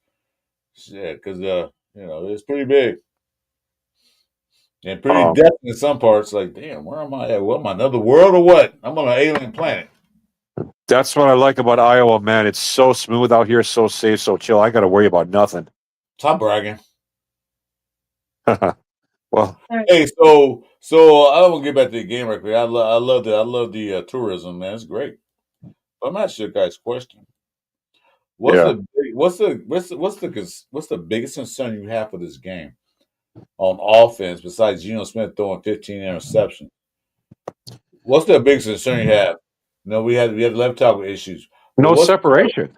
That's what it is. There's two: left tackle and Geno Smith interceptions. So I'm going to say my biggest concern is losing Colton. Losing Colton, that's what scares me the most because who are we going to put there? It seems like everybody else is struggling as it is. So my thing is this. My thing is this. Do we struggle with somebody that's been in the league for a couple of years, or do we take a chance and put a rook in? Well, I think that Pete Carroll had foresight underneath him, so he probably trusts him more than Rook. I don't want to throw a rookie out there now because they still developing. That's why they didn't play. That's why they always a healthy scratch. Grant and Rodgers. They're not going to play now. I don't want them to go out there and get abused.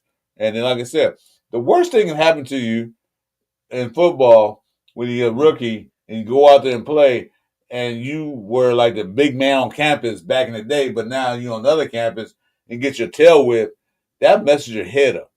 And I don't think they want to do that to Grant Rodgers. They probably see something in these guys. Hey, you're going to be the future of the Raiders line. We don't want you to get your tail whipped and lose your confidence. Because the Raiders do that shit all the damn time. They go out there and get a draft rookie, throw him out there, and he gets beat up and like, I can't play this game. And they lose their confidence. But Chris, to be honest with you, hold on. But not only that, on the flip side of that note, how many times do we get these rookies or these no-name people build their ass up, then they want that max contract, and then we can't pay them, and they go somewhere else and play All-Star, yeah. And then they play against us. They have a fucking record-breaking game, like career high interception, career high tackles, career high. You know what I mean? Touchdowns. I mean, how many times have we seen this shit? We have a run back. We have a run back that can't break a 100-yard game the whole season. Man, we ain't gonna pay him. So he go another team, then he runs for 1,000-some yards. Like, why keep that with us? Did you see what Jacobs did against Dallas the other day? What? That boy ran his ass off. His tail off. But they didn't put him in. What was I gonna say, Celery? I was going to say, Chris, it's almost impossible to answer your question, like what is the most concerning, because like our offense is so discombobulated, you just can't even really point to one thing. The whole damn thing's concerning. So, like, I don't even know I don't even know what to say the worst aspect of our offense is right now. Like the only thing we have. I agree with you on that. I'm going to cut you off. I'm sorry about that. I agree with you on that because what's our offensive identity? Are we a running team? Because this run game, we like a running team. Before that, we like a passing team. What are we doing? What are we going to do? What are we going to establish ourselves as? Because some teams are, multi-talent like Green Bay. They run and pass. But we don't have that multi-talent because one weekend is passing, next week is running, next week is passing. No, we don't have that combination of what we can do. I don't know. You can blame Chip Kelly for that. I don't know. I know what our offensive identity is right now. It's separation anxiety. We're afraid to separate, so we just don't get no separation. So that's our identity, separation anxiety. And I was going to call it interception. I'm not drunk, so shut up. Huh? No, that guy, he always messes with me. This guy, he always messes with me. I'm not drunk. Not this week. Last week, maybe, not this week. Anyway. Not this week. No, last Friday was good, but I don't want to talk about that. Yeah, we need to develop an identity because you know what? I think our expectations were really high when we got Chip Kelly because we know kind of coach, offensive coordinator. He's a high flying up tempo coach, and we haven't seen that yet. We haven't seen none of that, none. So I guess we were. That's why I predicted 10 wins, but now I'm down to 7. But do you think it's him, or do you think it's more our O line? Well, he's the offensive coordinator, so he has to fix all that. His job is to develop the offense. You know, if he's the offensive coordinator, he got to figure, you know what, your fucking son ain't doing shit. Give me someone that can run my blocking schemes in this play. Because Chip Kelly plays are complex. You look at what he does. But if the O-line can't block, the plays can't run. Oh, exactly. So, you know, Chip Kelly said, you pay me the money. You want me to coach this team up. You want me to be a good offensive coordinator. Give me help. Give me help. Do something about this shit. You saw what I did. We saw what I did with the run game this past weekend. I need help. We lost Cole Miller. But not only that though. Look at Gentry. He did not stand in the stance that they've been teaching him in camp. He went back to his old ways. Like, you know what? He probably told Pete, "Let me show you something. Give me a chance." And look what he did. Mm-hmm. Yeah, well, wasn't he like number 1 or number 2 in rushing yards this week or this past week? He was nominated for the offensive player of the week, but he didn't get it. No, but like, wasn't he like number 1 or number 2 in rushing yards? Huh? He was the FedEx ground player of the week. Oh, yeah, okay. Yeah, so he went back to those stats. So he thought it wasn't working. Okay, then do what you used to doing, and that's what he did. And plus, another thing that I don't know if Jeff can agree with me on that is putting JPJ back on that line to give the offensive line a spark. Because the offensive line was lackadaisical. I'm sorry, they were just lackadaisical. They were blocking. Did I not say that last podcast, Jeff? Yes, you did. They wasn't pushing nobody. They wasn't being aggressive. I saw JPG out there blocking guys down the field. He blocking that cornerback. Cornerback's trying to get out the way from the block. He got smashed. But not only was he able to do his thing on the line, he was able to bully them on the line. And then, like you said, he was 10 yards up the line, still knocking people out the way, like, get out the way. And that's what we need. But we need it not only from him, we need it for everybody on that O-line. Everybody on that O-line needs to play like that little kid.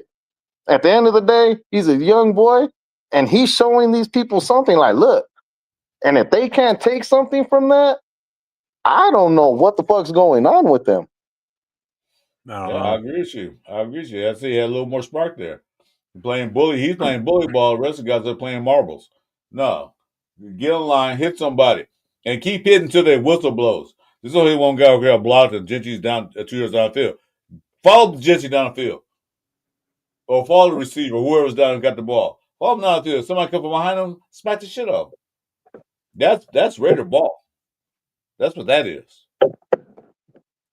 To me, JPJ, he is reminding me of Raider football. Like when I was a kid and I first started watching Raiders, exactly. This is what I remember seeing. I remember seeing, people getting slapped, people getting, pushed down. Hell, I remember growing up seeing Romanowski knock out or break our own coach's jaw, and that was his boss. Yeah, you guys want to hear something that you really are not going to want to hear? I like last year when they played Cleveland game, where they played the Cleveland at home, and what found so funny, so amusing, I still think about this day, that the referee had to come to the sideline and talk to AP, say, "Could you tell your player not to play so rough?" What? Not play so rough? This is football. Shit, what you fucking wants to do? This ain't flag. This is tackle. Yes, that's what I want to hear. Now I don't see all the necessary penalties he might get, like unnecessary roughness. Would I would take unnecessary roughness, JPJ, knocking the shit off a linebacker, 1 per game. 1 per game. Let him know, like, yeah, I'm here. And almost not only him, but the rest of these soft ass, pansy ass linemen do the same thing. I think it's possible we might see the worst line play we've seen all season in this Colts game, at least for the first half. I'm not going to argue that one. And that's saying something because of how bad we've been, but I think we might just get a little bit even worse this particular game. I mean, unless it turns out that Stone has been just working his butt off all off season and is much improved, but you can't really hold your breath for that one. No, I'm not gonna because I'll be dead. Yeah, I agree. Hey, Jack, I did look at those stats. He's better than Sandy is on the shotgun. So is Genty. Stone can be okay against the run sometimes. I mean, I'm sorry, for run blocking is what I mean. I know what you meant. Well, we'll have to see. What can we do about it? Can't put the rookies in it right now. I don't think that's wise. Wasn't even the jaw that he broke. He broke his orbital around his eye. The guy could never play again after that. Yeah. They settled out of court. In practice. What do you guys think is the worst Raiders injury ever? Napoleon McCollum. Yep. As far as gruesomeness or detriment to the team, Bo Jackson's injury, number one. Yeah. But what it cost the team overall for excuse me, guys.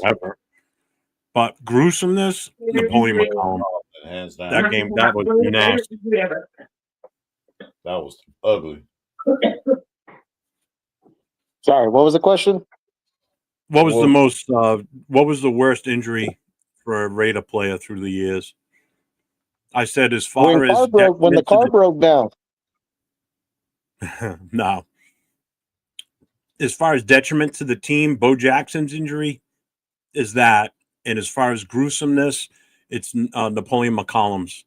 Yeah. Against the 49ers. Never forget that. Yeah. Just your knee's supposed to bend this way, and his knee went sideways. Oh, I remember that now. I was trying to think of what you were talking about. Now I remember. On YouTube, and you can see it. It's about a 15-second video, or maybe a little bit longer, and you'll see how bad that knee just gets. Basically, that's what it looked like. That's pretty much the same thing that happened to Alex Smith, isn't it? Yeah, but Alex Smith was able to come back and play. Napoleon McCollum couldn't. It just I know, but still, I mean, as far as like it's pretty like the same like gruesomeness, and it was the same kind of injury, right? Yeah, yeah. Because I remember Alex's leg and going two different directions, and Alex that wasn't good. Now Theismann's break was pretty nasty, but McCollum's was brutal. It was live because on Monday Night Football they saw the whole thing. Like, god damn. Yeah, it was Ken Norton, because as soon as it happened, Ken Norton's over there doing this, waving the trainers to the field. They knew how bad it was. Didn't get off of him. Well, the Raiders do own the worst injury that they've given out to any other team, and that's of course Darryl Stingley. That was a clean hit, so I don't care what you say. It was, but still, that was like crazy. Otherwise, I'd say Michael Irvin's was pretty, like, it's got to be up there in the top 10. Yeah, that was pretty much career ending for him. The Eagles were cheering his injury, too. Do you remember that, the Eagles fans? Yeah. Of course they would. That's Eagles fans. That's what they are. That was Ronnie Lott. That was Ronnie Lott. Yeah, and came back in and finished the game. Yeah, his fingers were totally shattered. Didn't they cut his finger off? Yeah, they cut off. His fingers are shattered.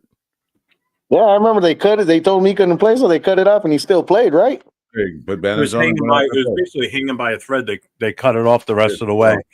Mm-hmm. Well, that's why I said he still played, though, right?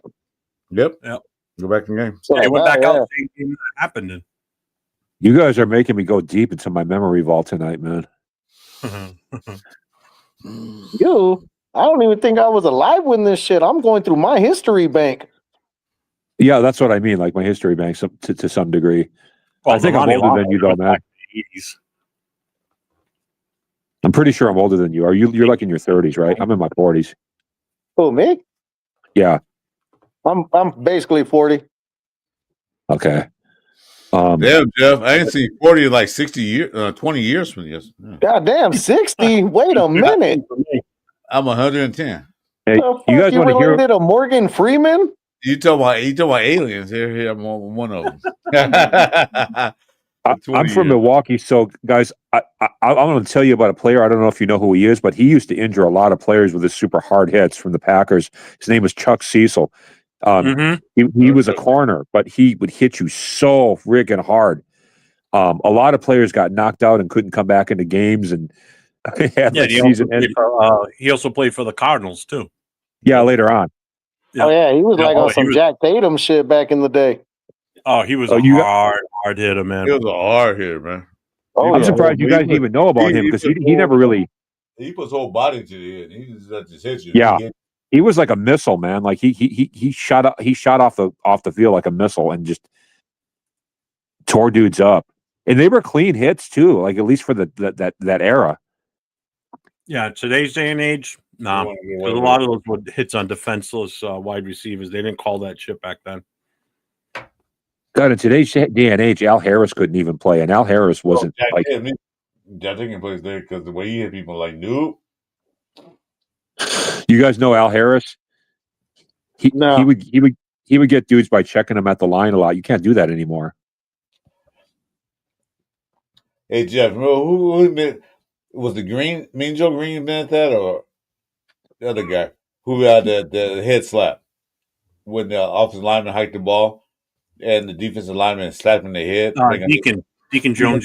Deacon Jones, yeah, okay.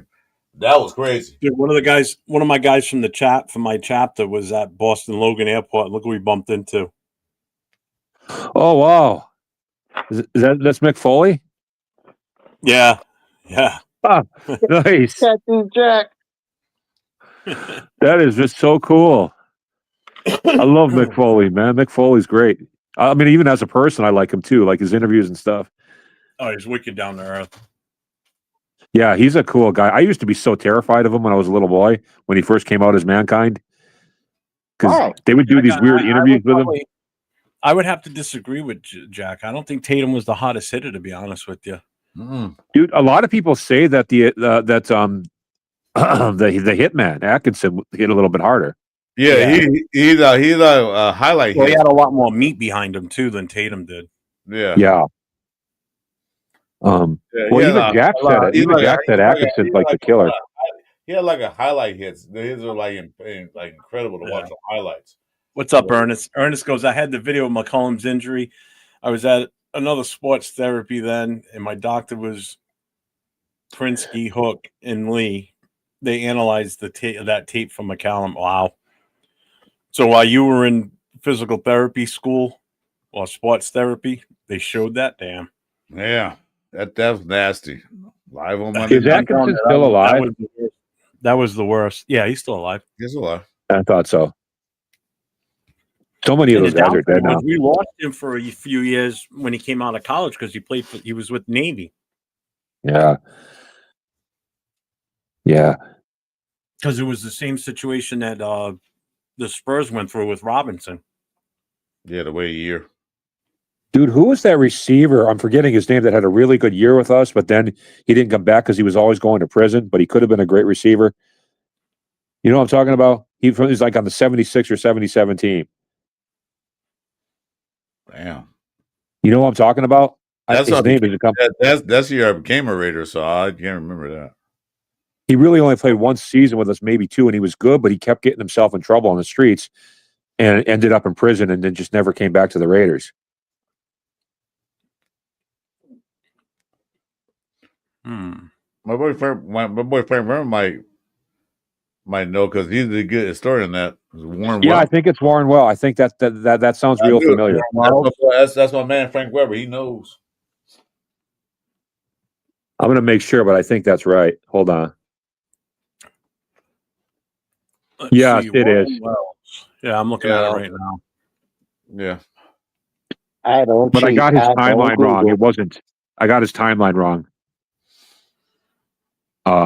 But it's hard to get all the years straight when you go back that far. He was in the 60s, 67, 68, 69, and 70. Yeah. Man, I don't even think my dad was born at that age. Well, his story's real interesting, man. He had a lot of talent, but he just salute to the old guys. There we go. Yeah, listen you ain't no Frank. You guys are just seasoned. Well seasoned. Dude, I love me some Raiders history. I love me some Raiders history. So he came into the league in 1964 with Detroit, right? Then he was out until 67. He came to us in 67. 13 catches for 300 yards and 6 TDs. In 68, he had 53 catches, 1,137 yards, and 11 touchdowns. 69, he had 47 catches, 1,260 yards, and 14 touchdowns. And then in 1970, 43 catches, 935 yards, and 11 touchdowns. So in that time frame, while he was in the NFL, he 42 touchdowns in total in that short time frame. He had seasons of 11, 14, and 11 touchdowns. Damn. And he still had one rushing the ball, too. He had 1 touchdown. Armed robbery is what took him down, apparently. Was it? Yeah. He had tried to rob like a bank or something. Damn. Al must have not been paying him shit, apparently. I don't think players got paid too well back then. Howie Long said when he first got to the league, he was only making like $50K a year. Oh, yeah, it was ridiculous how much these guys. And that was the 80s already. That wasn't even the 60s. Oh, yeah. If you didn't have a good investor back then, a lot of them went broke. Look at Magic Johnson. Magic Johnson wasn't making that much back then. That man owns half of LA. It's crazy to think you could be famous and just not really making money, but that's what it was. Dang. So let me see. I'm looking at his career. So he was in. Oh, all right. That's why he missed time.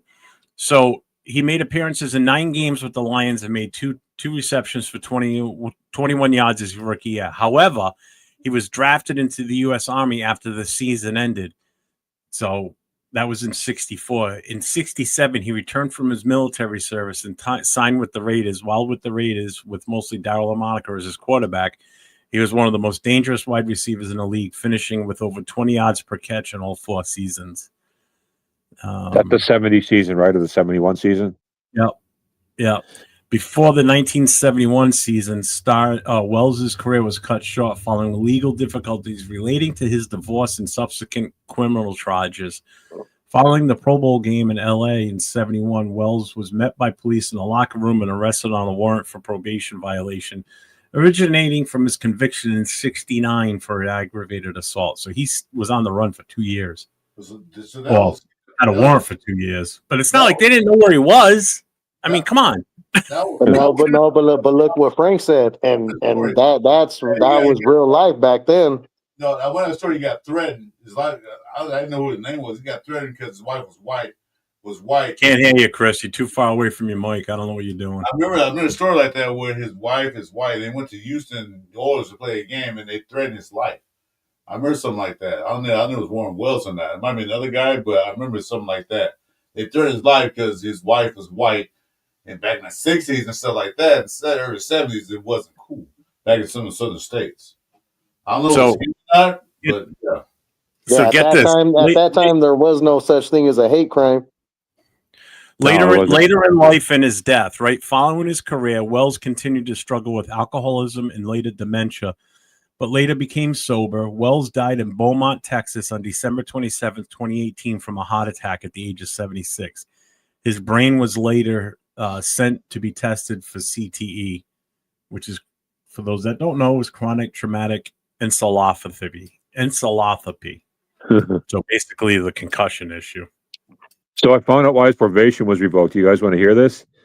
His probation was revoked in 1970 because he was drinking in a bar. A violation further complicated when a woman at the bar stabbed him in the chest. What? So he gets stabbed in the chest at a bar, and that's how the police find him, and then they find his probation. Like, what? How unlucky can you be? Was the bar in South Central or San Bernardino? I don't know, but it said he missed the 1971 season while serving 10 months in the California prison because of this violation, and that's when the Raiders cut him. Jesus.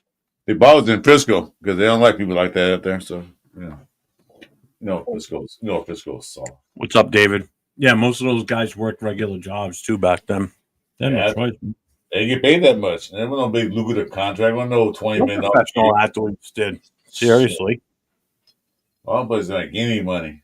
A lot of players play great in the NFL, the All-Star, and all that stuff. But then when they left the league, they had nothing to fall back on. They went broke. Some of them went homeless. Which is where the Players Association finally did it for them. Yeah, give them a retirement plan. Well, guys, my battery is about to die, but I wanted to say a couple of things I wanted to say. First of all, thank you, Jeff, for hosting me again and having me on again. No problem, man. You've been a great guy to me this whole time, man, and I appreciate it. Predator is awesome meeting you. And Chris, get off my turf. We're getting that show started soon, man. Real soon. I've been busy lately, but we'll get. I can't wait for the first episode, man. I really can't. I want you to be on there with me. So. Yeah. Shoot me a message or something, and I'll do that. Did I be on IG or not? Yeah. I'll hit you up when I hang up here, and then I'll hit you up in a message. Okay, cool. All right, cool, brother. All right, thanks a lot, guys. All right. Later, man. Later, dude. Night. Did he not kill a fucker in Oakland? I thought it was the latest arrest. Oh, I don't know about that. I don't know about anything about that. I don't know if any players killed anybody besides their career. I don't know, but either way, it wasn't me. Yeah, you don't need born yet. Thank you. I got a witness right there. There you go. You got an alibi. I wasn't even born yet. What are you talking about? You know what? Back then, when they weren't getting paid a lot of money. I wasn't even swimming. He said my daddy wasn't even swimming at that point. That's why it was such a big deal for players to make it to like the Pro Bowl and make it into the playoffs and the Super Bowl winners because they got that extra money. Mm-hmm. You got more money if you won it, obviously, than if you lost the Super Bowl, but you still got an extra. They still do to this day. And same thing with the Pro Bowl too. That's why Pro Bowl was so good. It was so good back in those days because when the players made the Pro Bowl, they were ecstatic because they got the extra bonus money. It meant something back then. Now it's a popularity contest. Yeah, it ain't shit now. It's like flag football. What the fuck are we doing here?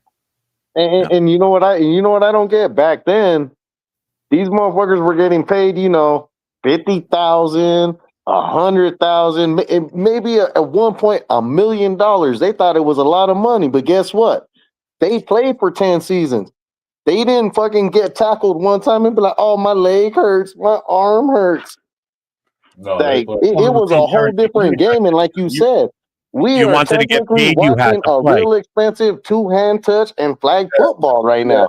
And I'm like, how are you guys getting hurt with all these rules and this protection? Like Jeff said, if you don't get paid, you gotta play. You can't say, "Oh, coach, I ain't playing today because my toenail hurts." No, you ain't getting paid then. Ain't no AB bullshit here. Anthony Brown shit here. You don't play, you don't get paid. And so they went out there and sacrificed their head, their mental state, their physical body because they want to get paid. And the money wasn't all that back then. Probably $50,000 back in the '60s, a lot of money then. But compared to now, no, it's not even worth it. So now players like, oh, I tweaked my hairline muscle, so I'm gonna stay out for the next 2 games and still get paid. Then didn't play, you don't get paid. But speaking on that, how many players are not on our fucking team anymore, and we're still fucking paying? I think we're done with all that. I'm looking on Jay Jackson's Facebook. He's got a video up of inside that Nikki Blaine cigar bar. A good amount of Raider fans there. I think they finished. I think they finished playing all the players and the coach. I think they settled all that shit. So I don't think they owe anybody else. Oh, it's my guy Leo.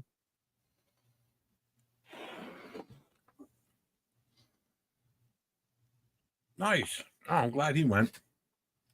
Yeah, one of my guys from my chapter's there. Nice.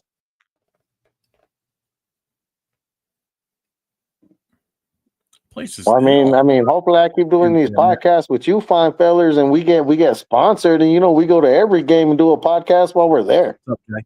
Yeah, that'd be nice. It would be nice. I mean, I had visions of doing that while everybody was here for New England, but I didn't have time to do that shit. I didn't even really had barely any time to take photos and shit. I don't have that many pictures from that weekend out of my own phone. I was too busy doing other shit, like trying to control everything and just That's why people busting my balls. Like, why are you walking around with your earpiece in? It's because my phone keeps ringing, and I don't want to have to hold the phone up to my ear. I can just hit the button and start talking right away. So, well, all you guys are watching, still watching right now. I gotta say this: I'm 104, almost 141 away from 500. Let me get to 500, guys. I told you I'm gonna give you some. I have a giveaway, so I'm almost there. I'm getting close. All right. Well, what number you said you're giving it away at? 500. Okay, well, let me know when you're at 499. You know, it's the last minute. Hey, but look, I'm gonna tell you like this. You let me know when you're at 499, and I'll get you to that 500 mark. So I'm helping you help me help us. Yeah, but then I'll go unsubscribe from him, and he'll drop back down to 499. Y'all do me dirty. No, I don't get recognized in the streets. Not around here. Yeah, you do. You're Hollywood. I was in Vegas or LA, possibly, but not around here. I'm not going to get noticed. I missed you. I missed you in the news by like 30 seconds. I was like, damn, I could have been on the news with them.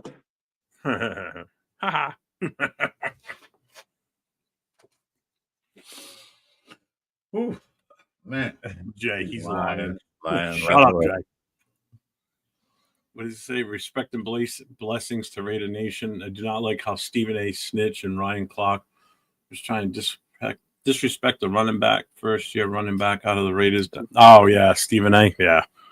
They were just pissing all over him. Yeah. But, hey, I have no problem with what he's done from game one to even now, to obviously till currently, because it wasn't him. He wasn't the problem.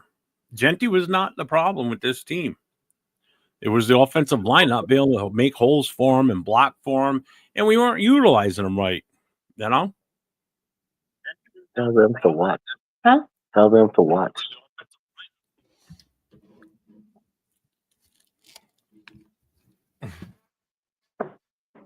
Yeah, but Dunkin' Donuts for here. What is up with you guys out there in Dunkin' Donuts? Like, okay, you got to clear the air. What is up with you guys out there in Dunkin' Donuts? Yes, him. Because it's just like Starbucks is in Seattle. Starbucks is Dunkin' Donuts wouldn't survive in Seattle. Let's put it that way. It's just that's where it started. Dunkin' Donuts started here on the East Coast in New England, and now it's spread across the country. Oh, okay. See, I didn't know that. Okay, that makes a lot more sense. It originated here is where it started.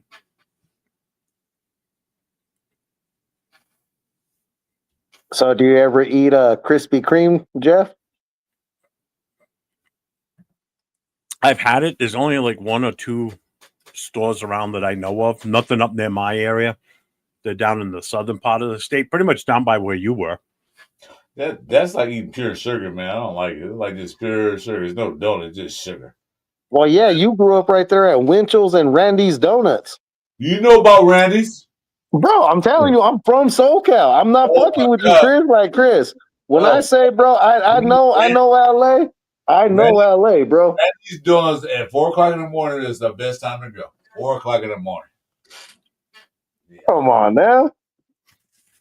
I know that threw you for a loop. He said, wait, Winchell's and Randy's? Yup. Like I said, I'm from SoCal, bro. I know that. I live in Rhode Island, so I'm East Coast all the way. Born and raised. They got Dunkins out here, but they far in between. But I'm not a fan of Krispy Kreme.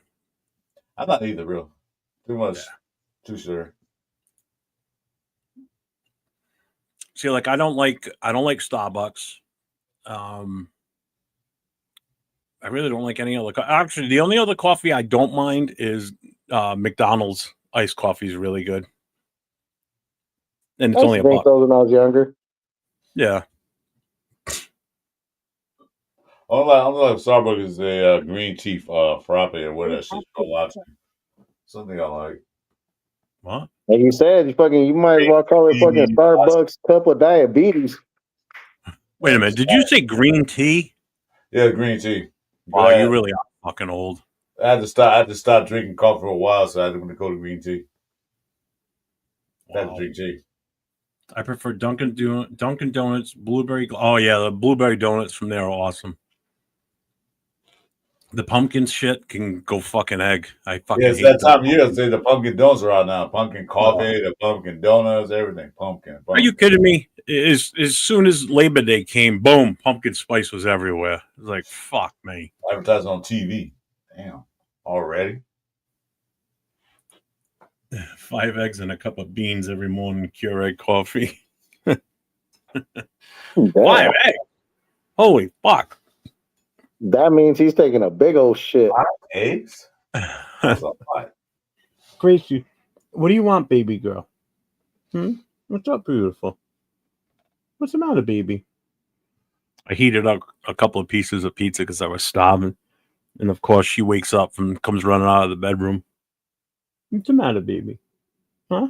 You want to say hi? Come here. Come here. Come closer. Yeah, ginger mint lemon tea. Nothing wrong with that. I drink tea. Come here. Come here. Come on.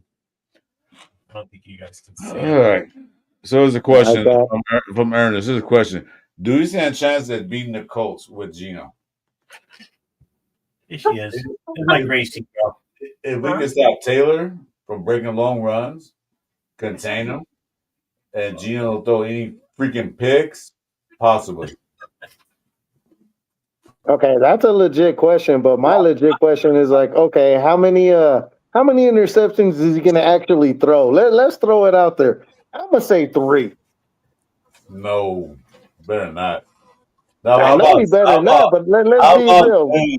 How about Give me a real number, Chris. What is he gonna throw? None. All right, well, we've got a guest in here with us now, another one. We've got Afakasi Raider in the house with us, all the way from down under. What's up, my brother? Afakasi, what's up? Jeff, Predator, and Chris. What's up, AR? How are we, brothers? In the gang, in the chat. It's good. It's good. What's up, man? Been a while since we shared the screen together. I like it. Yeah, life's been keeping me real busy of late. You could have made it longer and not gone to it. I've been so busy of late, work life. You know how it is. Yeah, I haven't had a chance to stream on my own channel. So, yeah, no, I've been good. Just been keeping busy. So, yeah, getting ready for that LA trip.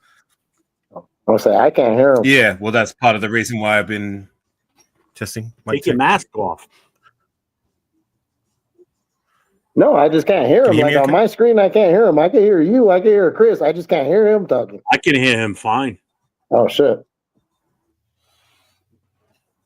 I'll back out and come back. You sound fine. I can hear you. I can hear him fine.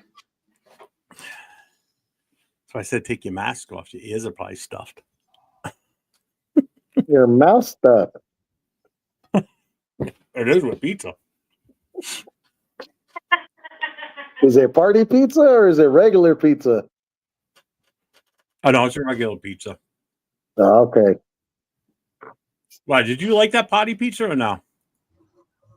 Honestly, I didn't mind it. I thought it was okay. Told you the shit was good. Gotta say something? You love me? Go Raiders. Geno Smith is going to throw 0 interceptions this weekend. Positive energy. Thank you. Can you hear that? You still can't hear him? Wow. I can't see him saying anything. I can hear. Get to the chopper. Hey, there goes my boy. Hey. All right. That's good, my boy. All right, can you hear me now? I still got that flag for you. I just can't tell you which one it is. Awesome, man. Awesome. All right, I got you. Well, accelerating. You going to the takeover? Gino will go 12 for 30 with 10 interceptions and 4 fumbles. God damn it. I'm getting that out of there. Thank you for the $2 super chat, though. Fucking negativity bastard. Wow, you got 14 turnovers. Get out of here. God. But I don't wish anything negative, but like if we woke up to a flat tire, I wouldn't mind it. Oh, Gino, Really? so he doesn't go to the game? So he can't go to the game?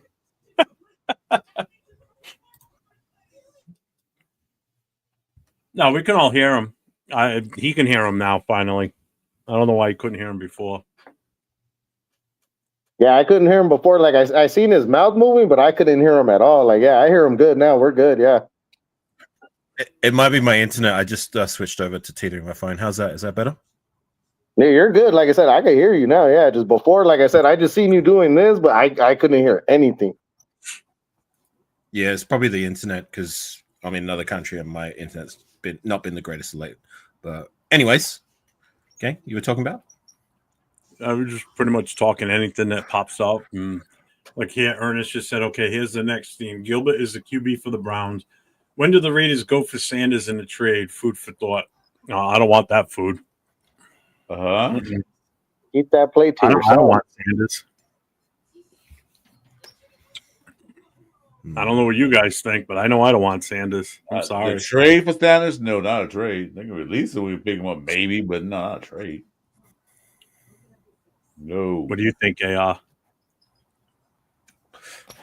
I'm all for whatever makes the Raiders better at the end of the day. But it's like, at what cost is it going to – will it make us better? And is the circus that would follow Sanders coming over worth it? Don't know. So and until like it happens, and only if it happens, then I'm not really interested. So it is whatever for me. I saw. Oh, yeah. Did you see that? Yeah, that was ridiculous. They're asking him questions, and he's just mouthing the words. He's not saying anything out loud. It's like, I mean, come on, man. Like, really? I don't so much have a problem with it being that, like, even though it's a bit of it is the circus that it is with whatever he's doing, and that's probably why he doesn't want to say anything. It's just like, if he speaks, he's in the wrong. If he doesn't speak, he's in the wrong. So the guy can't win. So there is that. But at the same time, to me, that's lacking leadership that you don't have. And you're already too cocky, and you have not played a real NFL game. You play preseason, but yeah, you're going against guys that are trying to make the team. You haven't been against any real vets yet.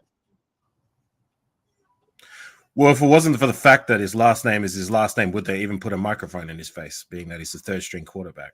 And that's the other issue. That's not to mention he went in what, the fourth round? Fifth round. Oh, fifth round. See, and look at making all that noise, renting that room, making it all personalized, or what? You weren't even in there when they called your name because it wasn't until the next day. Yeah. Well, he's not a Raider. He's not a Raider, so who cares, right? Exactly. Yeah. Fair enough.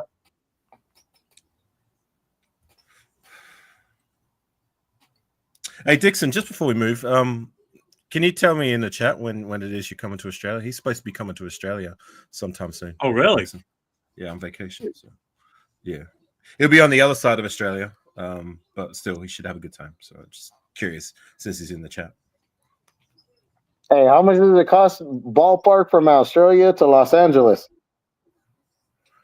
I paid, and this is, mind you, this is on a deal. I paid about 1,800, but that would equate to about 1,200 USD. Oh, okay, fair enough. Just for the flight? Just for the flight, yeah. Wow. That's double what it would cost me to.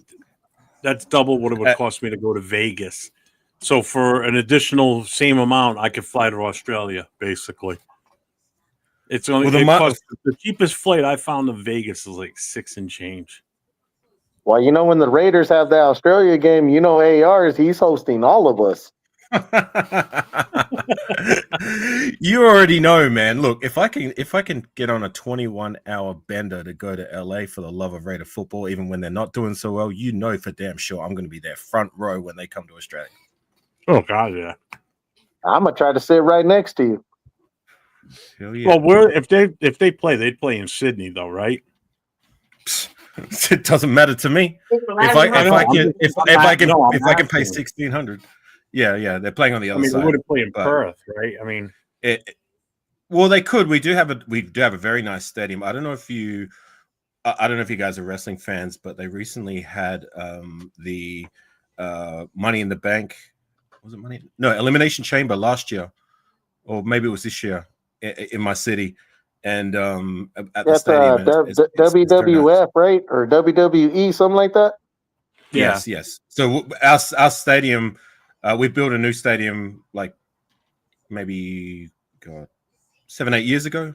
So that's still relatively newish, and it's very nice. So it's not like we wouldn't be capable of holding a game over here, but of course there's more prestige and allure in holding events on the East Coast, which is why they would do it. That's a very beautiful dog. He's looking like, who's that? He's never done that. He heard your voice like, wait, who's that? Or maybe caught a glimpse of my own dog. I don't know if you can see, that's her in the corner over there. Oh, yeah, I seen her last time. Having a bit of a snooze. Yeah. All right, so let me get back to the game, guys. So AR's in the chat. AR, let me ask you a question. What do you think is our number one step, the most biggest step to winning this game? Quarterback efficiency. Quarterback efficiency, number one. Battle in the trenches, number two, on both sides, because word on the street is Jonathan Taylor is running roughshod. Isn't he the number one rusher in the league? That I'm not sure of. That or close to. So we really need to shut that down. And I want to see more of what we produced with our offensive line. It was better last week's game against the Bears. It's a big problem not having our starting left tackle Colton Miller, the stalwart of the offensive line. Looks like I'm going to expect he's out for the season until proven otherwise. So whatever they do there, I hear that what's his name? Forsyth is going to be starting at left tackle. Yeah, Forsyth. Forsyth. God help us. God help us. We'll see what happens. I mean, I'm a little disappointed that yes, they're rookies, but like even with the problems we've been having with the offensive line, they're not even fighting rotation. Like no. You know that I get it. They need time to develop, but in yesteryears we've drafted guys that have at least been somewhat serviceable that we drafted. I mean, even Thayer Mumford in his rookie season was somewhat serviceable. We had Dylan Parham starting. We had DJ Glaze, JPJ starting in their rookie season. They were somewhat serviceable, and it's just disappointing that none of these guys are even. Apparently, they're not even close. So real quick, to answer your question, Jonathan Taylor is number one in the league, but 414 yards. Yeah. None of I'm looking through the stats in the entire league, offensive stats and defense. Actually, not a single Raider is in the top 5 anywhere, in any position, whether it's receiving yards, scoring, sacks, interceptions, tackles. No one's in the top 5. Not a single fucking player. Well, we're one and what? Are we 1 and 3? Yeah, we're 1 and 3 for a reason, right? See, 1, 2, 3, 4, 5, 6, 7, 8, 9. Genty's number 9 overall in yardage. It's up on 6. It's up on 6. But he had his somewhat breakout game last week. I want to see that more consistent. You know what I mean? But it's not like it's through lack of effort on his end that he's hasn't had more games like last week. I mean, he's almost one of the leaders in the league when it comes to yards after the contact. So, you know, he's trying. Like, it's just the first 3 weeks, the offensive line just wasn't opening up the holes for the run game as much as we'd like. But last week was much better, and I want to see more of that. It was beautiful last week. It's just unfortunately we all went to waste because couldn't win. You know, we didn't win. You know, which sucks. Right. Which is why I said quarterback efficiency number one. You cannot throw. How many interceptions was it? 3 or was it 4? 3. 3. Right. You're not going to win games, even if everything else is clicking, because everything else was clicking to a point. That's the the defense played well. The offense was. We were moving the ball, running. Right. Just how many yards do we have running? Game going. Huh? How many yards do we have rushing in that game? Yeah, I think he had like 130 something. Oh yeah, just 130 yards rushing himself. Yeah. But total, I'm talking overall, like everyone. Oh. Because most of the league for the team for the game. Yeah, the whole game. Yeah, we were over 200. Right. So 200. When is the last time we rushed for 200? Was that Zamir White game against the Chiefs 2 years ago? It was a while ago. It wasn't any time recent. It's been a long time. Long time. Right. So yeah. If we can get more of that, and look, even if he doesn't throw that many touchdowns, just don't turn over the damn ball. Right. For Christ's sakes. You know what I'm saying? Quarterback efficiency, number one. Let me see. I'll tell you exactly what it was. Box score.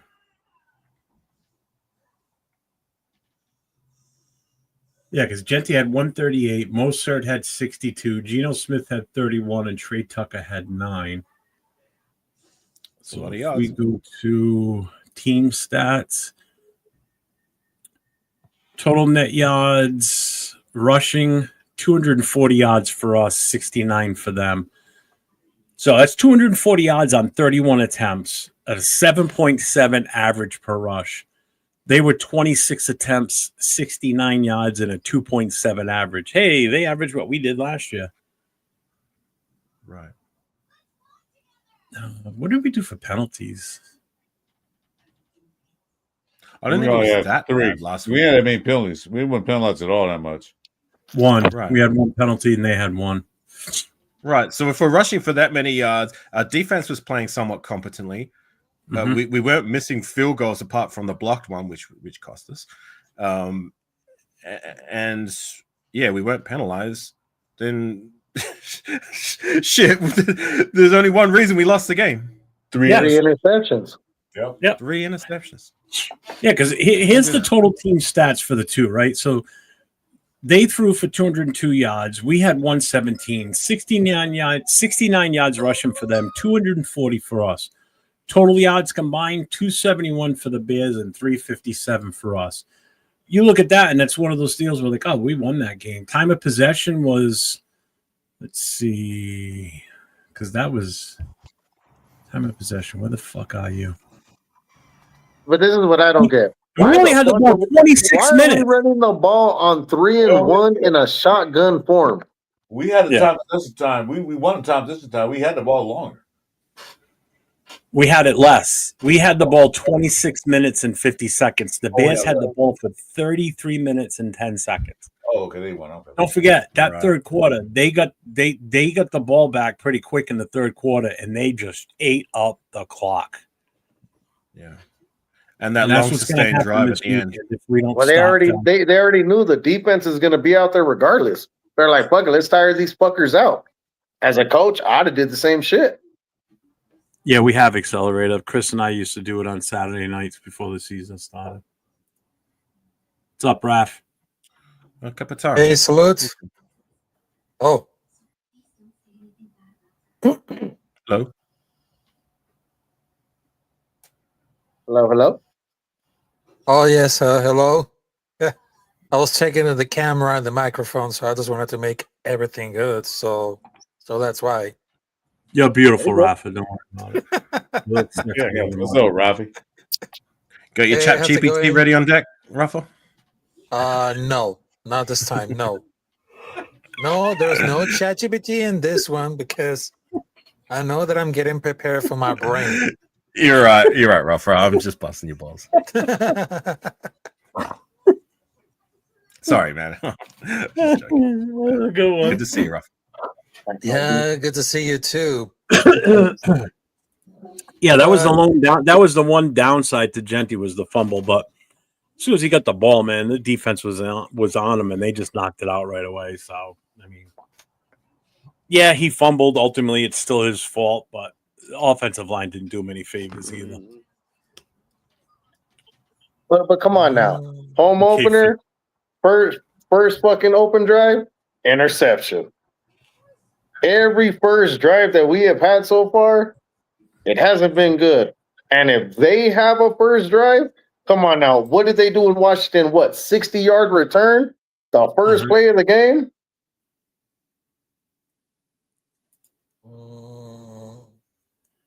No, we lost AR.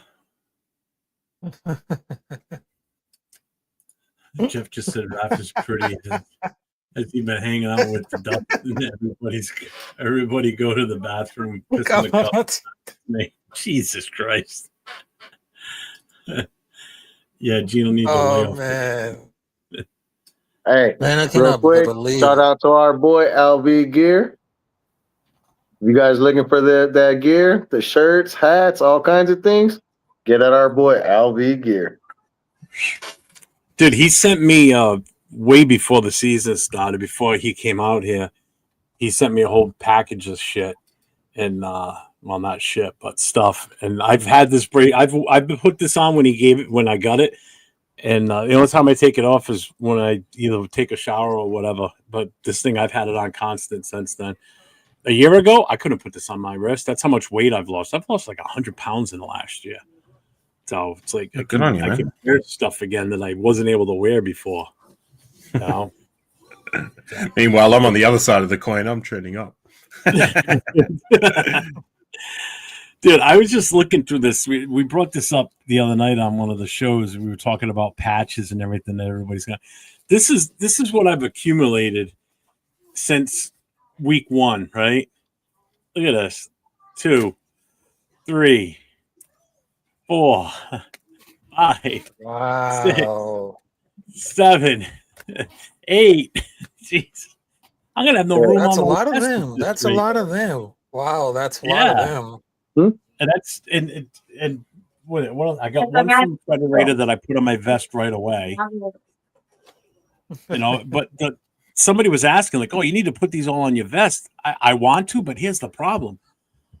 The tailors I've gone to, it's $10 per patch to put it on. So I got 8 of them here. That's $80. I'm like, I just don't have $80. I got to either do like 1 or 2 at a shot. You know, it's like, good Lord. Jeff, well, do one that means the most for you. You see my vest, right, Jeff? Yeah. I paid more in putting patches on my vest than I did for my fucking actual vest. So I've already surpassed that. Yeah, I've already surpassed the cost of my vest for what it's cost me to put patches on. It's insane. Have you got a black hole patch on your vest? At least on my vest, yeah. It's good. Oh, you're a black hole member, right? Yeah. Oh yeah. He is, yeah. Are you a president or just a member? Me, I'm sergeant at arms. Yeah, he's a sergeant at arms for the Albuquerque, New Mexico chapter. Oh, okay, that's what's up. But, hopefully, vice president or president soon. I don't know. Yeah, there you go. Somebody on the last stream enlightened me that there's already a Black Hole Australia here, and I cannot find anything about it. And to me, that's a problem. Like, I'm the most diehard fan here in Australia, and if I don't know anything about this Australian chapter, then Jeff, bring that up, Jeff, so you can see it. So that's my back. Yeah, that's what's up. And then this is my front. Like I said, just what you see on this. So that's mine. This is all my family on here. This is all Travel Brigade. This is all my family. Just for those patches you see right there, and this back one is more what I pay for this fucking leather vest. So you don't understand. It takes money. There's a level to this super fan shit. Like people don't understand. It ain't easy. The problem I have is the patches. I can't put any patches. Like I got the breast pockets on mine on the front. I can't put any patches below that going down to the waist. I'm going to say this, then find a different tailor. Because I promise you, that guy told me the same thing. But when I picked it up, he goes, you know what? He goes, I was being lazy and I was in a bad mood. He goes, look, all those patches you see, I can still put stuff in the pockets that, I need to put pockets in. stuff in my pockets for it. But no, I can still put my cell phone. I still got both the pockets on the sides. Like, no, like, yeah. I'm gonna say find a better tailor. The pockets on mine are huge. Well, it's a gun holster. It's a holster on either side of my vest, because I want to get my concealed carry at some point, and I don't want to have that sealed up, so I got to be able to fit my 45 in there. So I want to be able to have that room to put it in there. Oh, it will. So, but again, the vest is so damn big because of my size. I got plenty of room on the back and down the sides. I'm just going to have to be very limited where I put them on the front, I love the vest. I'm so glad I did it. Oh yeah. Honestly, I was so glad that I was able to take my vest when I first met you for the first game. That, to be honest with you, that's the first time I ever wore my vest. And people were like, people were telling me like, you're gonna wear your vest in Boston. You're gonna like, do you know there's biker gangs out there? I'm like, bro, I'm from San Bernardino. I grew up around the corner from where the Hells Angels were at. Like, I mean, like, it is what it is. Like, I mean, I'm gonna say this: if you're scared to rock the Raiders, then go find another team. Go join Frisco or something. I don't know. You've seen mine. I even have rockers on mine, which is sometimes a big no-no. But I double checked with somebody that's in a particular motorcycle club that I know, and the way I have it set up, I did it on purpose this way. So when I showed him what I have, he goes, "You'll be fine," because as long as you don't put the state or location on the bottom rocker, you're good. So that's what they say. As long as you don't have the three main patch in the back, you're good. Yep. So I've got New England on the top and chapter underneath, and obviously I'm not going to have the MC on the side either. So it shouldn't bother anybody. And the fact that it's Raiders, so who's going to give me any shit? So, what's up, Raider Knight? That's a good question by Raider Knight. What's going on, Knight? What up, guys? You think Stone going to be good or okay? He going to be lit up sacks? I have no faith in the guy. And someone asked earlier, what's the biggest surprise in this game this weekend? And everybody on the panel was naming different players. I said, I'm going to go a totally different way. My biggest surprise is going to be if this guy doesn't give up a sack or any pressures on Gino. That would be a huge surprise. And it would be a good surprise, because that means he's better than I thought. And he's actually getting the job done. And that's all that matters. Get the job done. Don't give up sacks, especially because Gino's a right-handed quarterback. That's his blind side. We lost the best offensive player we have on the line in Colton Miller. This guy needs to step up and show out this weekend. If he doesn't, we're screwed. Gino's going to get eaten alive. I hate to say it, Gino's been getting eaten up anyways. Yeah. There's low expectation for the guy. I mean, he's coming in and he's going to have to plug into the second most important position in football. All I ask is that he gives it his best. He does whatever it takes to get the job done serviceably. He doesn't have to be, no one's expecting him to be good, or even okay. Nobody's expecting nothing. So look, just go out there and give it everything you got. And, if he can make it work somehow, some way, that is going to be a huge win moving forward. Just be serviceable, somewhat competent. I mean, it's not outside the realm of possibility. I mean, like I highlighted before, we've had rookies come in the last couple of years, and they've been somewhat serviceable year one. So this is a guy. How long has he been in the league for? And he's still quite young. It's not like he's over the hill 30 plus like some of these cats that we brought in the door last season, like that Andres Pete and that Cody Whitehair, whatever. You know what I'm saying? Like, this is a guy who should be around the prime of his career. So expectations are low, but if he can be okay, that's all he needs to be. If he can be better than that's a big win. But just do whatever it takes. Just get the job done. Yeah. All right, I'll tell you right now how long he's been around. He was drafted by the Seahawks in 2021. He was with them for 2021 and 2024. He was with the Giants earlier this season, and then we grabbed him. So he's been around since 2021. He's 27, right? He came out of Florida in the 2021 draft, 6th round. 27 though, right? 27 years old, so he's still young. Okay. Right, 20 round for. Forgive me if I'm mistaken, but for an offensive lineman or for an NFL player, period, between that 27 to late 20s, early, maybe 30 is when you're right around the prime of your career, right? Or pretty much. I mean, I've said this before, where offensive linemen can have a much longer tenure in the league than some of your other positions. Usually, your oldest players are usually defensive tackles or offensive linemen. Because that impact to your body is not as much as a linebacker or a running back or a wide receiver or someone in the secondary. It's lower impact because you're going from short distance before you make a contact. So these guys last a lot longer. Where they don't last is if they get rolled up on and they get their knees blown out from behind or from the side. That's where they take the hits from. But when it's head to head, it's not as vicious. Look at Whitworth that played for the Rams. When he retired, he was 40 years old. Jackie Slater from the Rams years ago. He was 43, 44, Chris, when he retired. He was up there. He was up, How old was Incognito when he retired? 36, 37, I think. 38, almost 38. Yeah. Right. I mean, so you see a lot of these really good offensive linemen last a long time in this league. Well into the Look at your next super chat.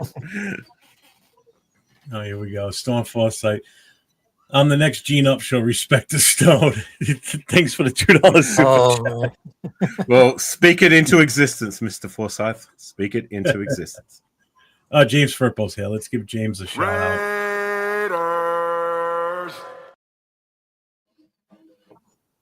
What's up, Israel? What's going on, brother? What up, Chris? Go ahead, Ralph. Lock in the house. Yeah, but speaking about like the last week, I mean, what we saw was a functional offensive line. Unfortunately, when we saw Colt Miller is down, that is our main answer. We still can do fine if the other four perform like last week. And Gino will have to watch the left side more accurately with all, because if I'm being really honest, they have a plenty opportunity to win against Chicago between special teams and Gino trying to be like Superman who just lost. And Gino needs to play calm and conservative while Bowers is still recovering, so he needs to rely on Genty more. And the play calling should be tried the outside more with Genty and open the pass game for him and Gino to click it out. Could be like a whole new war, because Chip Kelly was very skittish on Genty because we don't know, it was 2 calls for 2 wins, but the special teams coaching needs to get the shit right. If a lovely God to put it there for the plays, but Gino just need to take the safe underneath throws more often instead of trying to force it for double coverage. Keep it very simple.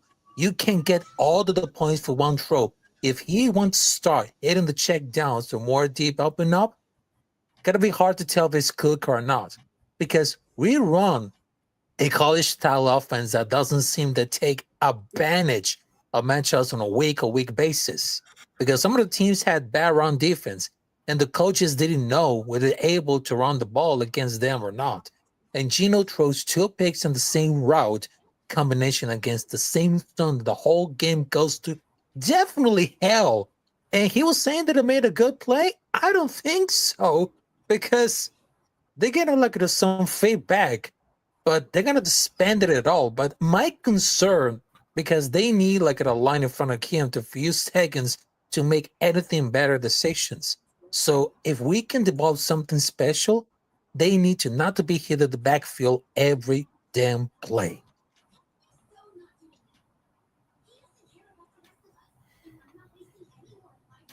You done? So I'm done speaking. So that's it. Well, good points, Rafa. Good points. Let's go, Rafa. That's some good points. Job. Great points. Yeah. Nice. Speaking of tie-ins, because since you mentioned it, what's the deal with Michael Mayer? He's out again. Anyone know how long? Yeah, I know that, but 2 weeks. No idea. Maybe next week. They don't know yet, but yeah. And it's a shame because he was starting to kind of find a consistent contribution. Like, yeah, he wasn't starting, but whenever he saw the field, he was doing better and contributing. And Bowers has been hobbled in practice this week too, so who knows what's up? Right, with the situation with Bowers, he definitely hasn't been 100%, and it's showing like on the field with his production. Is definitely supposedly in practice he retweaked it again. So the downside is if we're without him and we're without Michael Mayer, and now we have a different left tackle out there because Miller's down. So that means because we just brought in another tight end off the practice squad. We brought Runyon. Runyon. So now we're going in with two guys that don't play on a regular basis out there as tight ends. On top of the fact that we don't have Colton Miller, and it's Forsyth and Parham on the left side. That's what scares the shit out of me this weekend is just the moving around of these players because of injuries. Is the problem, it's like what annoys me is that what's up, Jason? Talk about hey Jason, what's going on, man? Hey Jason.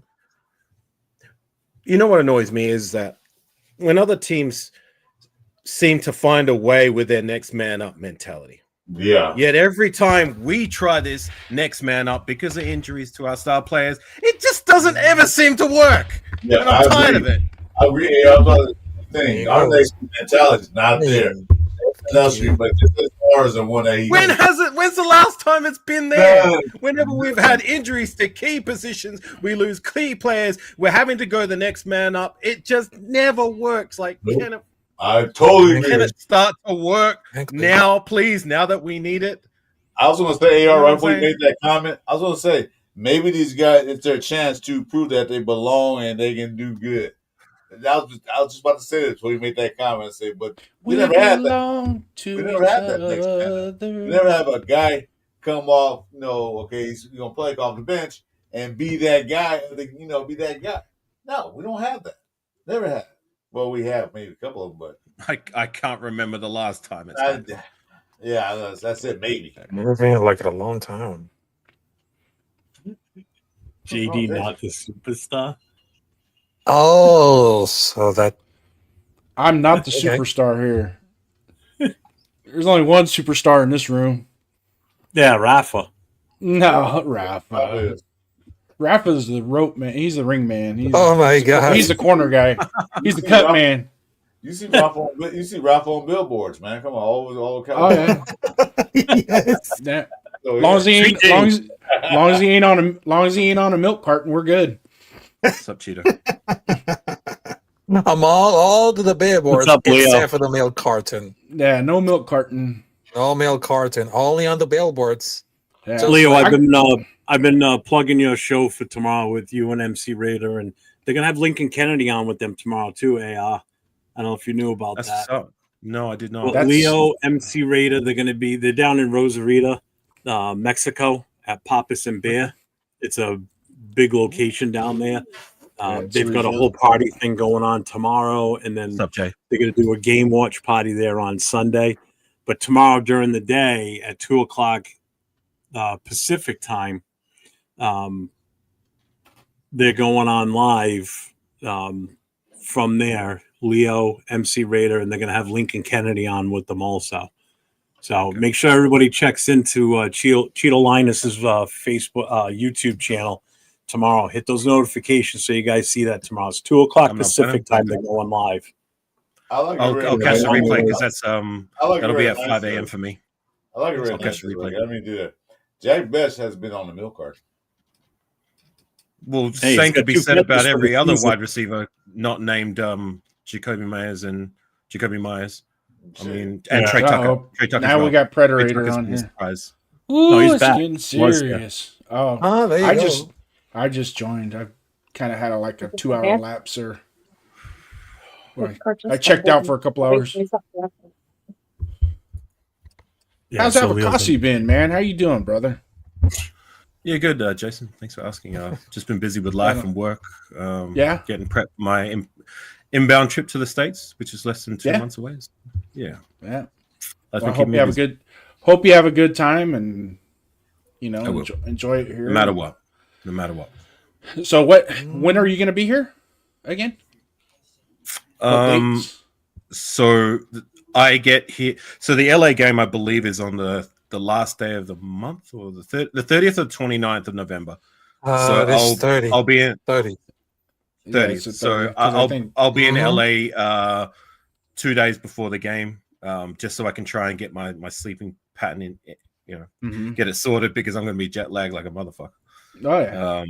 So yeah, 24 I'll be there 24 hours 3 days right? leading up, and then 21 hours. Yes.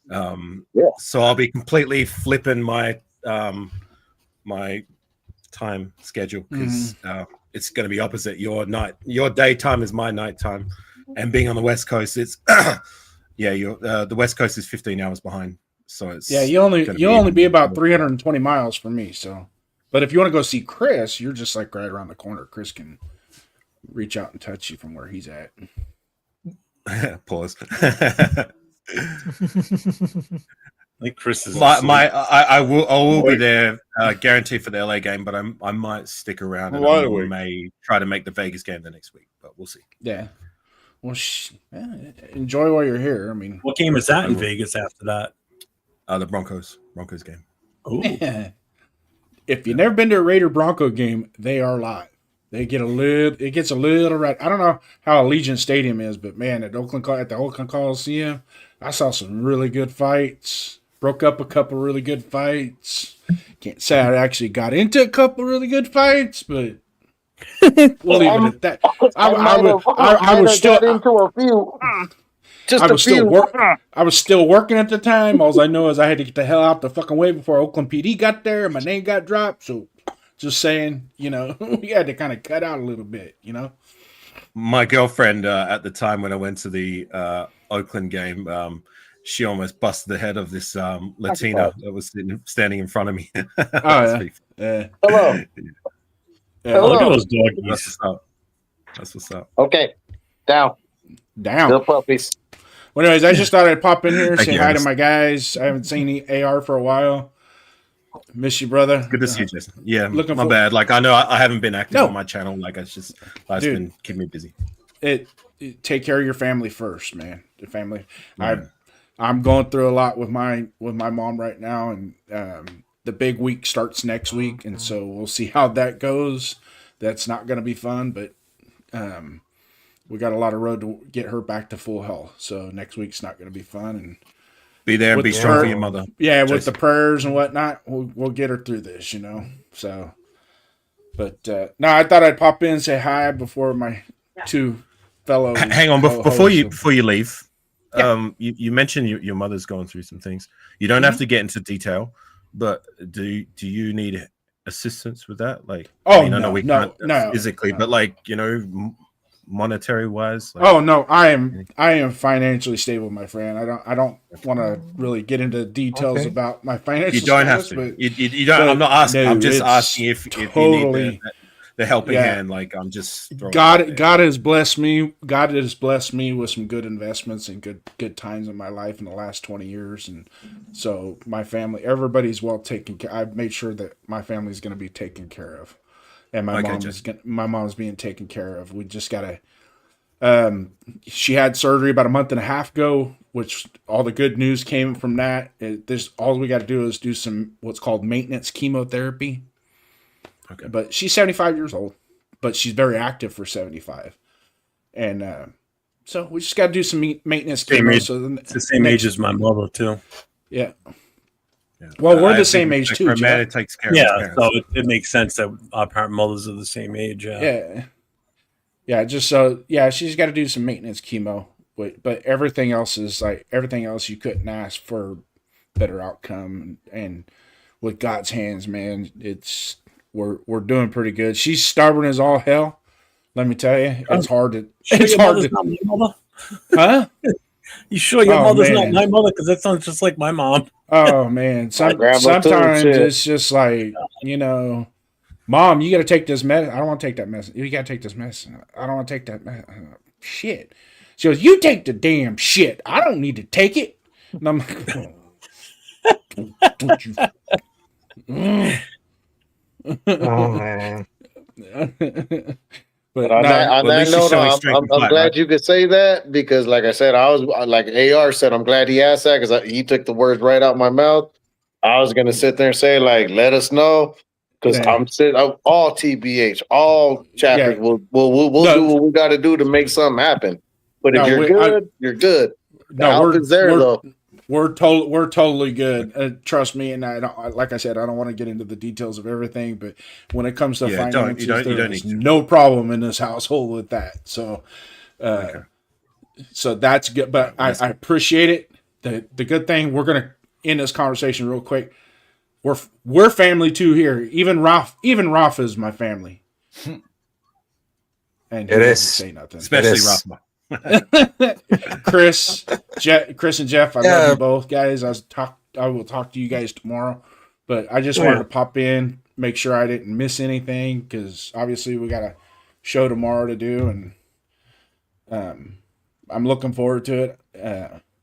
Looking forward to tomorrow, and it's nice to see Predator and Afakasi, and all the guys from our chat, Dixon Cider, Bueno, all you guys in the chat, man. We've all made good friendships here, and let's keep it going. And let's get this fucking team to start winning. Really? What do you think, Ralph? What do you think? I hope we had a lot of chance, because to be honest, right now, I'm very concerned about the online. We had to do this. We had to do this with a lot of faith, a lot of balls, a lot of violence, a lot of attitude. Because this is like a must-win situation. Because I know the last time we didn't win by a field goal, but as a matter of fact, we can do this. Because if our own line is not really cooked at all, if we had so much guts to be there, to play with a lot of great style, a shame that never fails out, that we can actually did. If Aston Gente can do like a breakout performance just like did last week, that he can do it. So actually, this is like a must-win situation, because I don't think it's gonna be like something about for the panic situation. But this is like the most important thing that we done it at all, because I know we start with only 1 win and 3 losses. That situation must be reversed. They must be click at all. They must be happen. If you want to play with style, violence, with mentality, then finally they're gonna make it. Yep. Well, amen, brother. Amen. The key offensive lineman is out. He's probably, I say, maybe out for the year. We don't know yet. But the key factor is this: these guys need to step up. You're a paid professional. Step up, play your position, and play it right. You know what? Go out there, did like GPJ did last game. Beat some heads in. Beat the other guys. Don't let them dictate to you. You dictate them. You push them out. You don't get bully ball. Parm, step it up. So I can't push back that much. They need to stop being so soft on that old line. I've never seen that. I know you. I'm used to seeing the railroad line being tough. I mean, pushing guys back, not getting pushed back. Yep. And I haven't seen that in years. So they better step it up. Next, like my boy AR said, next man needs to step up. We haven't seen that in a while. One guy go down, the other guy come in. I'm just here because I don't want to get fined. I'm just saying, no, this is your opportunity to shine. You never know. You might take that guy to place for the next game, and next game. Here's your time to shine. You want that big contract? Take your ass off. Stop bullshit. That's all right for life. I'm done. But at the same time, also play like that. Don't bullshit us like White, because we thought we had that with White. Yeah. That's why I said, the train's coming. Yeah, so exactly, Chris. You said it. You said it the best. And if I can add a little bit to what Chris was saying, a little bit of last week, they proved they could be bullies if they want to be bullies. They just got to do it. Yep, just got to do it. Yeah, and on that note, Jason, if your mother can show fight and be winning under more dire circumstances, then there's no reason why this Raider team can't do the same, right? Yep, exactly. Good luck. Matter of fact, God bless and Godspeed to your mother, right? We'll do, brother. We'll do. Hey, Chris, Jeff, I will talk to you guys tomorrow. Yes, sir. True Raider, thank you so much, brother. We appreciate it. Love you too, guys. Take care of your family as well. We'll be praying for y'all. And Afakasi, man, same thing, brother. We're always thinking about you. You're one of our favorites, by all means. Oh, man. I like you more than Jeff. I appreciate that. Take care, Jason. I removed him when he said that. Good night, J Downs. I'll let him say bye by himself. Fucker. But hey, hold on a serious note, everybody watching, like Bye, and Jeff. subscribe I'll to see you later. everybody on this. Follow their Instagram, follow their social medias, but most of all, everybody, if you're a prayer warrior and you pray for my mans that just jumped off. Let's pray for his mom. Let's come together. Prayers help. Prayers help. Trust me, I know it. Like I said, with my daughter, battling what she battled and going through life, and I understand. Prayer goes a long way. So if you're listening, send a prayer out. Don't have to be a big one. But Or even if you're not a religious person, just positive energy. Positive energy. There you go. There you go. Respect. I think on such a positive note, I think we should just end the show right now. What do you think, Chris? I can't go to talking negative about the team and the stat. I mean, we've had just such an uplifting moment that it's just, I think it's the perfect way to end it right now. Just to be a bit more positive, like before you wrap it up. You know what I mean? If I feel this. Quickly, I'm sorry. I feel this. We lost the game. We lost some games. 3 of those 4 games we could have won. It was not out of reach. So I've seen a lot of positive things we can take a step forward. You just got to put it all together. Like I mentioned earlier, one we did greater passing game. Next we did good running game. Now we got to put all that together in one final package, and then we compete and win some games. That's what I'm looking at. I didn't expect Pete Carroll to come in the first year to go 11-6 and go to the playoffs and win the championship game. No, I didn't expect that at all. I expect to win more games and play better. And if you look at it, the games were actually pretty good until mistakes, stupid mistakes, interceptions, dumb things, play call, a couple bad play calls. But over and all, the team to me looks better than last year's team. Last year's team like a cluster fuck last year. Okay, this team you got to fix something. You got to fix some things. The old line, we know that. They got to fix a few things. Defense is looking better. The running game definitely looked better than last week. So we can build off of that. We should be a better team moving forward. So that's my second round for the night. I'm done. It's gonna be. I agree with. Let AI go first. He wanted to say something before. No, it's so good. So good. Look, we're coming up to be just a little over a quarter of the way through the season, right? So if we do win the game, we'll be 2-3. I mean, ideally it's not where we want to be, but it's not too bad. You know what I'm saying? We're right in position to really turn things around. But I don't want to get too ahead of ourselves. Focus on one game at a time. Let's go beat the Colts and get our season back on track. Yeah, because my grandkids don't have no more Elmer's glue. No more Elmer's glue, so we need some more glue. So let's take them to the glue factory. Let's do that. You know what Elmer's is, right? Elmer's glue. Well, I guess we ended at this point. We'll start with Raph. I caught that hook. Raph, you got anything coming up that you want to promote real quick? Oh, yes. Because right now, this weekend, I'm going to provide my play-by-play in Spanish between Las Vegas Raiders versus Indianapolis Colts at 1 p.m. Eastern time. Also, I'll do several shorts before the game coming up there. But, at the morning, at the Friday, I had to go to see everything else. But, last day, I was doing some stream it could come from straight out of the nation. But it just went well. So for right now, for that game, I'll do the play-by-play and live performances, live commentary on my YouTube channel, which is Capital Fucho, between Las Vegas Raiders versus Indianapolis Colts. And after the game, I'm going to let it out, the post-game reaction of Straight Out of Nation between Monday or Tuesday at morning. Hey, Rafa. Okay.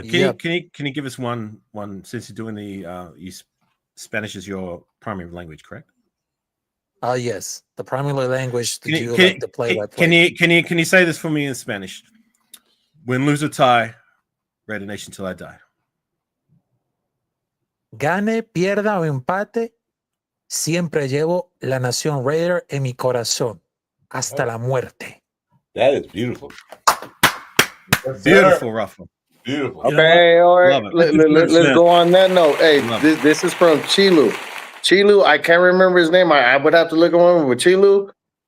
Mariachi and Sage, they taught me something in sign language that I didn't know. So, guys, Chilu, this is for you. Wow. Which means Raider Nation. So, guys, let's do it again. Look. Yes. Raider. I learned that too. Yeah. Raider Nation. Chilo, that's for you, bro. So look. The sign language. Like that? I'm sorry, fellas. I can't. Two fingers. I have no right arm. Tap. Circle. I can't. Okay, so Raider. So that's Raider Nation. Okay. I can't do it. Got it. I'm sorry. Oh, I can't do it. Not that I got it. Okay, not that I got it. Mama's dead. So yeah, Chilo, that is for you. Everybody on this panel, much love and respect. Guys, my kids are looking at me like you're loud as fuck. Go to sleep. But hey, I love you guys. I love Raider Nation. Thank you guys all, for supporting me. Those of you on this panel who don't got a patch, get at me so you can get the official one. I do it for autism and children's cancer. I love all the supporters. Everybody on this, like, subscribe, follow everybody, because everybody on this panel has got something different going. In Nation, you see, when we come together, you see it's a family reunion. All family. And that's what it's about. All family. I just put the Instagram for Predator in the chat too, so it's the Predator, Yeah, and then on Instagram, the Predator, the way it's spelled, .tm. My shit has been trademarked, but I had to throw it out there due to certain situations. But yeah, the Predator, and put it this way: any of my social medias, if you don't see that, it ain't me. It ain't me, guys. So that being said, probably on my vest for you too. You know that. Oh yeah, and it's an honor to be next to your ribbon that you have on there. And when you told me the ribbon that you have and what it stands for, meant a lot to me. So everybody, out of cancer, purple ribbon on the back of my vest for my dad. So I've got Predators patch, then I've got the Portugal in the middle for my grandfather, and then I got my father's the purple ribbon for my dad, who passed away in 2010 of pancreatic cancer. So yeah. So everybody, you guys have a good night. Much love and respect. Remember, One Nation, Raider Nation, all clubs. Much love and respect. Everybody, have a good night. God bless you. One last thing, Predator. Before you go, I didn't get a chance to speak my piece. I'm not going to plug myself. I just want to ask a question. Rafa, you're excluded because you know the answer, because you already answered me on Instagram. So just recently, just to keep myself occupied on Instagram, I've been rocking a different jersey every day. Can you guys name that jersey? Not including Rafa. Hold on, wait. Do it again. 53. Rod Martin, damn it. Bill Romanowski. It's a Reebok. Rafa, I just said.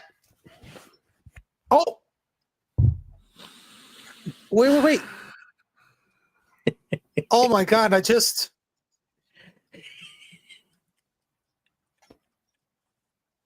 Sorry, I thought my internet went down, but oh my God. Who is it, Rafi?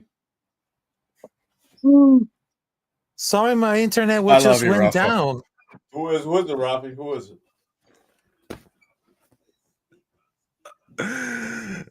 It's Bill Romanowski. Yeah, he just spoke. I said, Rafa, you're excused. That's the first thing I goddamn said, Rafa. Come on. It's also Rod Martin too. But the funny thing is, last time me and AR won a podcast and he had a jersey, I said the same name. So yeah, I think that's why he was asking. That's why he was asking. Salute, gang. I just want to get that out quick. All right, you can go now, Predator. Take care of yourself, man. Hey, I love all you guys. Hey, I got that flag for you. Like I said, I'm gonna mail it to Chino, and then he's got you. But hey, everybody, I love you guys. Thank you for the love and support. Like I said, followers, follow everybody. Follow everybody on this panel. Everybody's got something going. We can link you to no matter what Raider game you're going to, home, away. We can hook you up with a watch party in the city, the state you're in. Follow us, man. This is what we do. Yes, sir. Much love and respect. Good night, guys. Good night. Peace, Hey, man. yeah, shit. I'm not even in Indy, and You see it? Nice, Chris. I Nice. helped set up some of that shit for Indy this weekend. Jesus. That's what's up, Chris. You got anything you want to talk about, AR? Like, you got anything coming up? Jesus, okay. You're not named, Rafa. Your name's not Afakasi. Shush. Okay. I said Afakasi, not Rafakasi. Jesus Christ. You know what? Like, let's keep it positive. You know what? The comic relief that you provide. We're positive. I'm off my ass. It's unintentionally hilarious. So you know It what? is. Let's just go with that. Okay. So that's all I got. But thanks for having me on the panel, Jeff, Chris. And, no problem. Well, it was nice having you on here. Rafa, my man. Chris, you got to say anything? You got anything to add before we go? Oh, now Chris is deaf. I was doing property. You said Chris, though, it's property talk. So. Oh. Good one. Oh my god! Oh yeah! It's the show me, Jeff, and Jason Downs do tomorrow night. Last Call podcast. I got a show with Ray and Jason at 8:30 a.m. Pacific time. So like a pregame show to talk about things a little bit, see what happens. And me and Jason have a plan that when the Raiders win, we'll do a postgame show too. So that's Sunday. When speaking into existence. I know it. When they win Sunday, we're not a postgame show right after the game. We're gonna beat their ass, aren't we? Glue Factory. Gonna smack that ass. What's that? Two guys that got bald heads, the guys that got hats on. What's going on? And on Monday, we've got Monday morning quarterback with Chris and myself at 1:45 p.m. Eastern time and 11:45 a.m. No. 10:45 a.m. Chris's time on the Pacific side. So, that's late for you, though, isn't it, AR? What day and what time did you say? Monday. It'll be 1:45, so that'll be like 1:45 in the morning for you. PM? Yeah, it'll be 1:45 p.m. for me. Eastern time. Monday. Okay, so you're on the East Coast, so all you have to do is just think I'm directly the opposite. So whatever time it is 12 for you, hours off for me. Yeah, so it's the same time. Just like if you're day, I'm night. If you're night, I'm day. Yeah, so it'll be 1:45 a.m. for you. Would that be Tuesday? You'll be asleep already then. Would that be Tuesday, AR? Because it's across the date line. That'd be Tuesday, right? On your time zone. So Monday afternoon for Jeff will be Tuesday morning. It's only when it's like early morning for you, it'll be the same day for me. Okay. Yeah. Whoop that ass. That's right, boy. Yeah. That's right. Yeah. That So ass takes some fucking names. Monday morning quarterback for Chris and myself, 1:45 p.m. Eastern time, 10:45 a.m. on the Pacific. And then next time you'll see me will be Tuesday night on the Most Notorious podcast with myself, Raider Will, Cheeto Linus, and James from the military chapter of the Black Hole. So it's a Black Hole show where we discuss a little bit of the game, but more of what's going on with the Black Hole. So this Sunday, I will be at the Buffalo Wild Wings with my chapter watching the game, so I will not be around. I'll be about an hour and a half to 2 hours away from home, so I won't be home until probably about 6, 7. So until next time, we'll see you all tomorrow night.